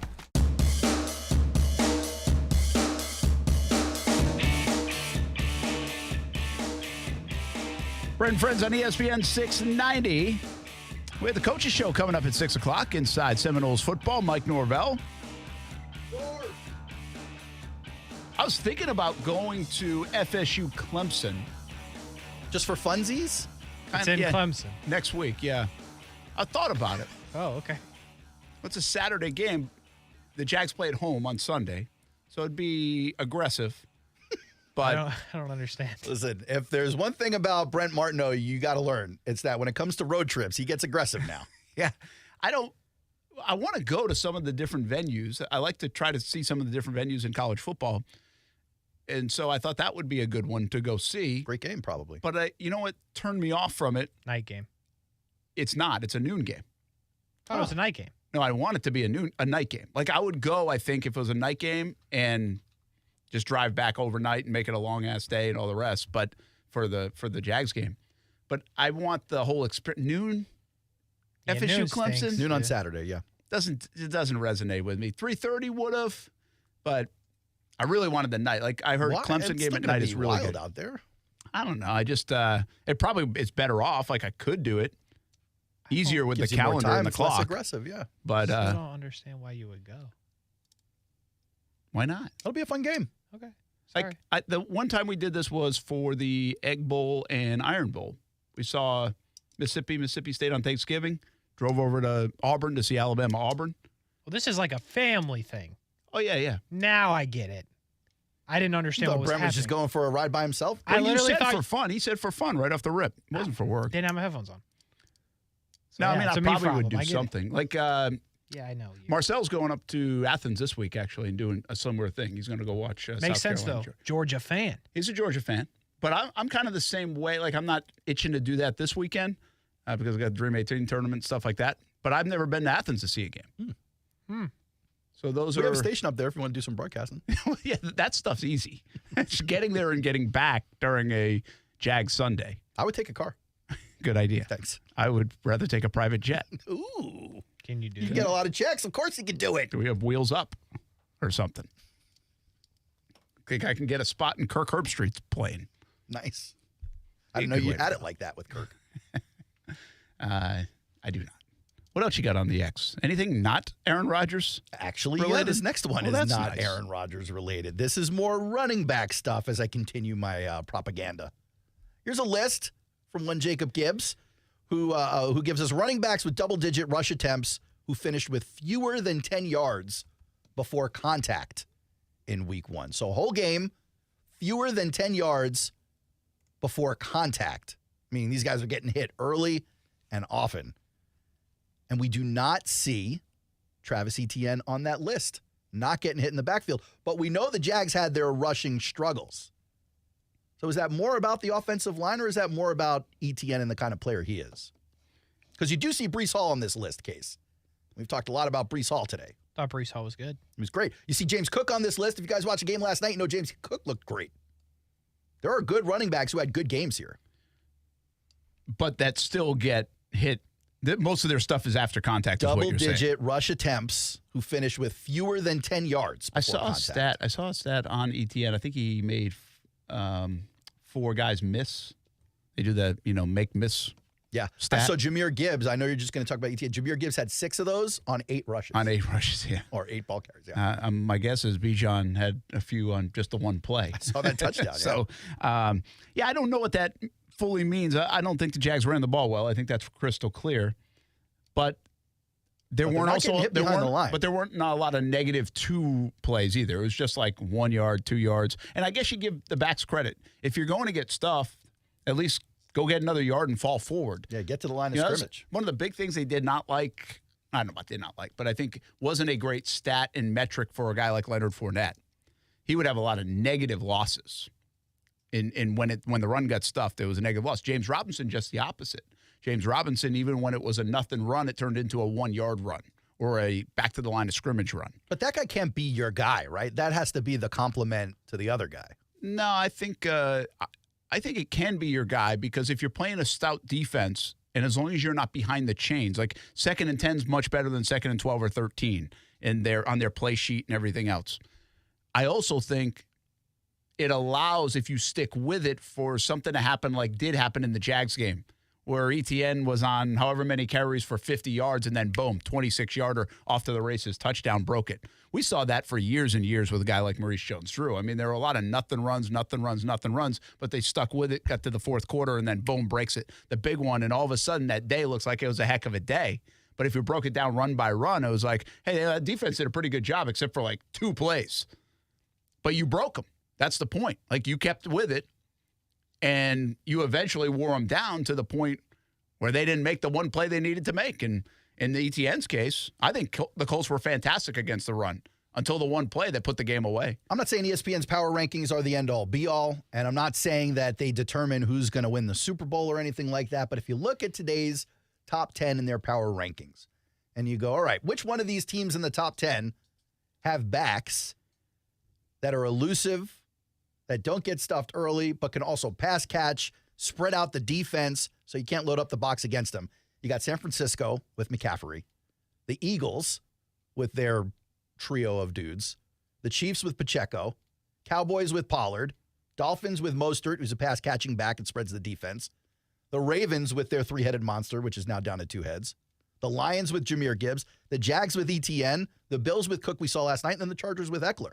I mean, those are all relatively similar in play style, maybe not at talent level or where they're at in their careers, but to that point, it to me doesn't seem like the Jerome Bettis of yesteryear has a place in the modern NFL as a spotlight guy. Yeah, I would agree with that. That's why we wonder about Derrick Henry. He's been so different in what he's been able to do, but can he still do it for another year? And can you, even if he does it, can you win with it? Because it's just not dynamic enough. Yeah, like a guy like James would come in handy on 3rd and 1, but on 3rd and 6, are you looking at James? You're probably going to have to pass again. So, yeah, I think it's a different style. That's an interesting point you just brought up, though. Those are like 14 teams, or however many teams. 10 teams.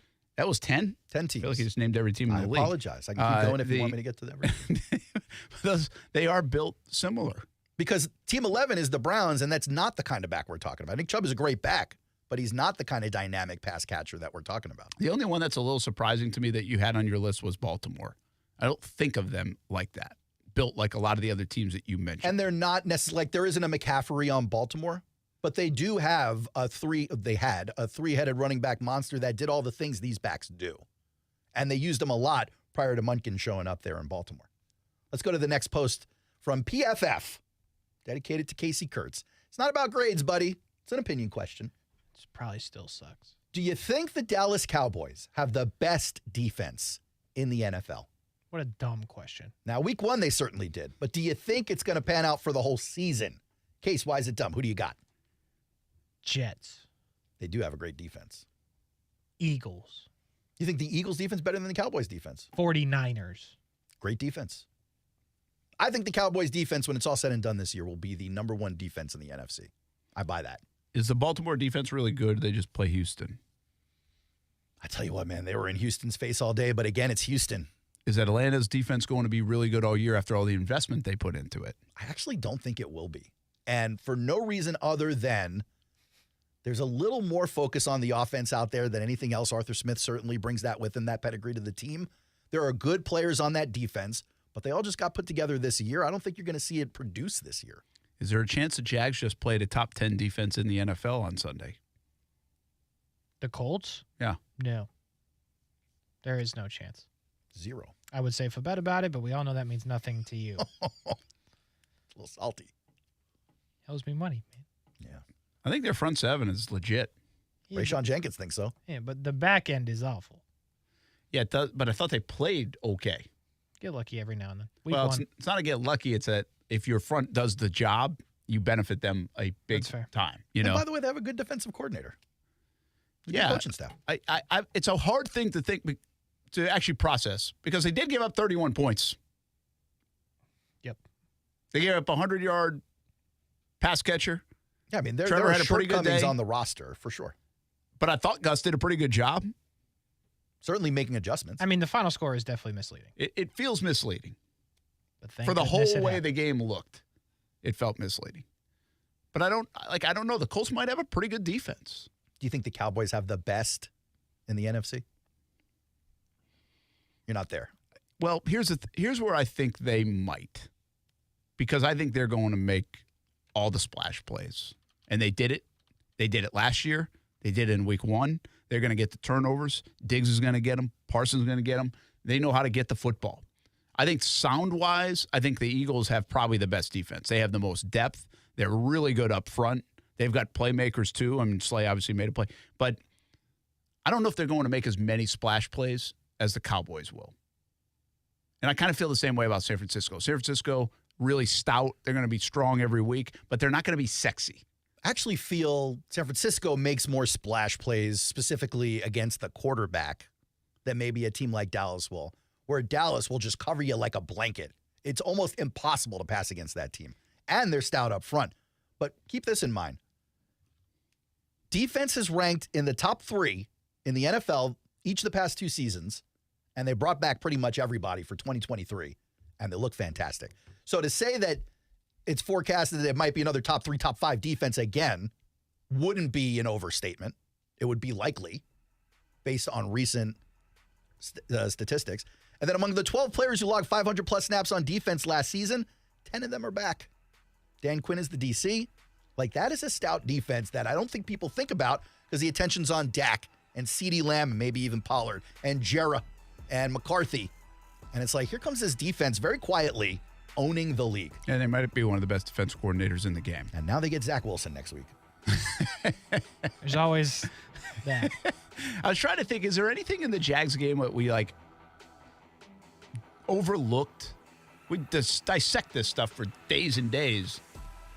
But, Brenton Strange comes to mind. He might be a really good player, you know. They might have really hit on that second-round pick when everybody's like, all the tight ends everybody was talking about, and you went with this kid out of Penn State?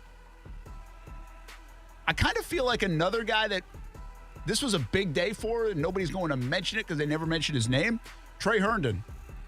Herndon did a good job in coverage when asked. He had a couple of blitzes where he was good and impacted the play, including a big third down. And Gregory Jr. actually went out of that game with a hamstring injury, probably on special teams, I'm assuming. So that was a story coming out of camp that Gregory Jr. might be breathing down the neck of Trey, and I think there's separation now, partly maybe because of injury, but also performance, trust, reliability, communication, all those kind of things. I think Trey Herndon did a really nice job. We'll see if it continues against the Chiefs. Obviously, that's a different task coming up on Sunday. Brent Friends on ESPN 690. We put a bow on the show. Inside Seminoles football coming up at 6, and the Jacksonville Jumbo Shrimp right after that on ESPN 690. Brent and Friends is sponsored by Best Bet, now open in St. Augustine. ESPN 690 wants to pay your bills. We'll have 5 chances every weekday to win $1,000. All you have to do is enter the correct keyword at ESPN690.com to be eligible to win. This is a nationwide contest. Message and data rates apply. ESPN 690 pays your bills. Sponsored by Arlington Toyota with over 800 new and used vehicles available. Weekdays at 8 a.m., 10 a.m., noon, 2 and 5 p.m. Tune in to win from ESPN 690, Jacksonville's home for ESPN Radio.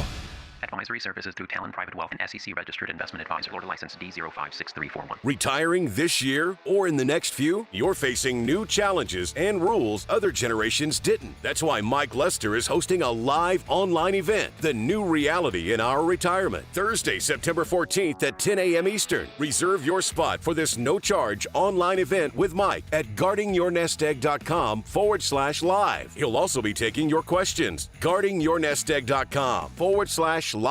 Innovation Refunds has been asking small business owners to see if they might be eligible for a payroll tax refund through the Employee Retention Credit, also known as the ERC. The ERC is a tax refund for businesses that had kept employees on payroll for parts of 2020 and 2021.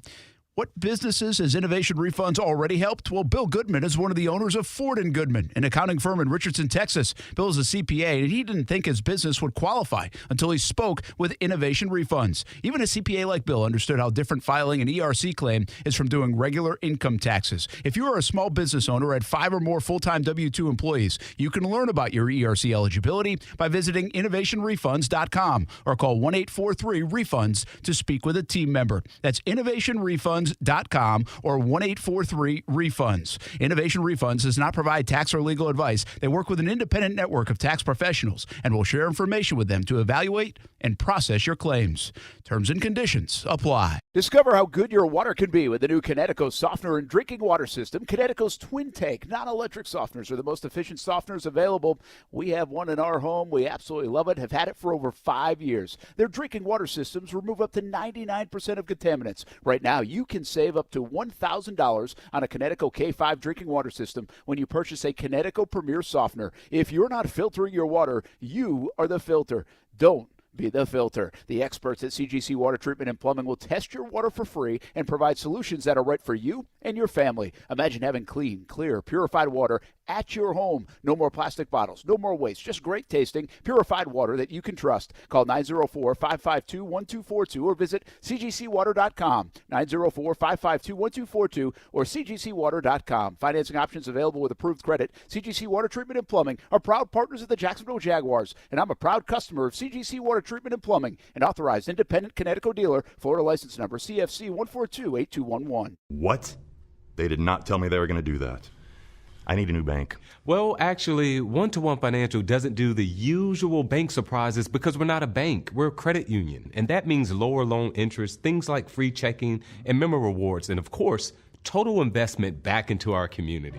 I'm sold. Find a better way to bank than big banks with One-to-One Financial, Jacksonville's hometown credit union. Visit 121fcu.org for more information on opening an account today. Federally insured by NCUA. Hi, this is Dave Barker with IHRS. If you're looking for a real solution to your thinning hair or hair loss, call IHRS now at 904-777-IHRS. Find out what's causing your hair to fall out. Can your hair grow back? What procedures or products will work? Get to the root of your problem with IHRS's Hair and Scalp Analysis. This analysis magnifies your hair and scalp 400 times to see what procedures can restore your hair. Stop wasting money on solutions that don't work. IHRS has been restoring hair for men and women for over 30 years. They're the only clinic to offer the trademark multi-unit hair grafting, PRP platelet-rich plasma, and the NeoGraft FUE hair transplant procedure. Real solutions, real results. Schedule your free hair and scalp analysis today. Call 904-777-IHRS. That's 904-777-4477. Or visit hair4me.com. Hairforme.com.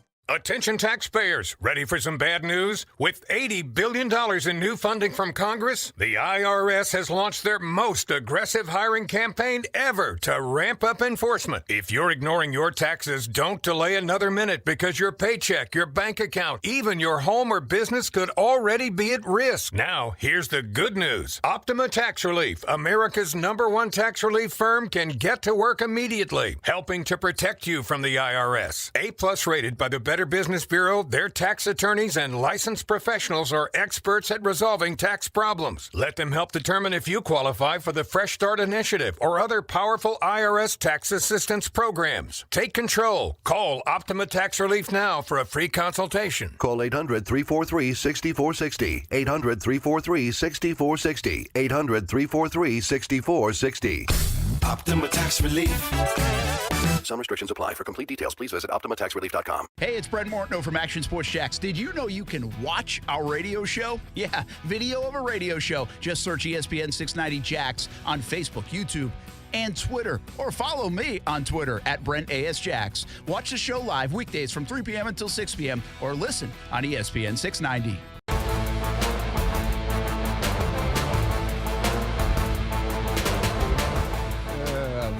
When this thing's all over. You talking about my marriage? Again. Oh, no. Again.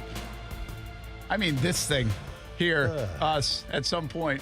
I think pretty soon. Like in 20 years or whatever, I look 20 back on years? this 20 time. years? Oh, no, I'm not saying it's going to be just over in saying 20 years. looking back. I'm saying I'm looking back in 20 years. Got it. I think the thing that will fascinate me the most about Kasey is his knowledge of the plane industry. But not because he takes flights. No, it's all from autograph Not seeking. true. I will Not say true. this. You I worked at the private airport. Oh, the you FBO. worked. That's right. You did. You worked there too. You and baggage handlers are probably neck and neck tied for visits to airport versus times taking a plane. Oh, yeah, it's close. Yeah. It's close. The amount of times I've been to the airport, man. Ridiculous. It's just a fascinating thing, like of all things, to have like a lot of knowledge about. Like we're talking, so Aaron's going to New York. The whole family, there's like 5 of them, and the first thing that comes out of Casey's mouth. So who's sitting with the rando? Yeah, It's true. who's sitting with the If random there's person? 5 I'm of like, y'all, what is he talking about? Someone's got a 3 and rando. 3 probably. So somebody's stuck with somebody. And even if it's 2 and 2, boom, you got a rando. Because here's the other thing I'm going to break to my wife right now on the radio. If she's not smart enough to stick me with the young kids, without telling any of them, I'm going to upgrade my seat. That would be nuts. I'll be sitting up there in like business class or something. Well, You Let won't these do that. peasants back in economy. you won't do it. You can't spring for first class, bro. That's not how you get a good trip going. Now, on the way back, you might want to try to do that. That'd be nuts. On the way back, it's not a bad idea. They call for first class. You're like, excuse me, family. You know how mad they would be? I'm seat 1A. You know the other thing about why I think I'm fascinated that you have so much knowledge about this stuff Why is that? is I don't. There's nothing more like laid back about me than flying. Because if I've we seen go, it in action. If we It's go gotta with be if we maddening. go with Steph takes care of it all. Like she'll check you in. She knows like 24 hours in advance. She knows when you got to be there. The economy lot, the this, the that, the gate. I don't pay attention to a damn thing. I'll pay attention to that. I just like I stroll up there, and when it's time to go, I go. I don't worry about anything. I just kind of it's a very free and easy process for me, and sometimes too laid back. Where I'm Yes. like, shoot, I'm like almost it's almost my turn to go, right? But I see so many people stressful about flying. And Now, I I'm just not- can't get there. I'm not one of these guys waiting at the gate when I've still got 7 groups boarding in front of me. I'm not that guy. I'll sit until my group's turn. Yeah. But I am like, let's hurry up and get on the plane guy. Really? And my wife is. Why? My wife wants to be after the pilots like take off. She I wants like to get your on wife. the plane. She wants I mean, to be don't take last that. person sitting down. What? That's all right. Lots of people do. What? She wants to be the last person on the plane, and I can't take it. It drives me insane. So we will literally split up when it comes depends. time for boarding. Oh, my goodness. I will go on the plane, and I'll usually take a kid, and she will sit back and do her thing. When I flew to Rhode Island, I had packed my stuff, and Steph had taken it because we were there for like 2 days. She packs your bags? No, I'm saying I'd packed my so stuff that I was great. wearing, and so because we were there for 2 days, I didn't need much, and I didn't have to check bags, and I don't think I've ever done that.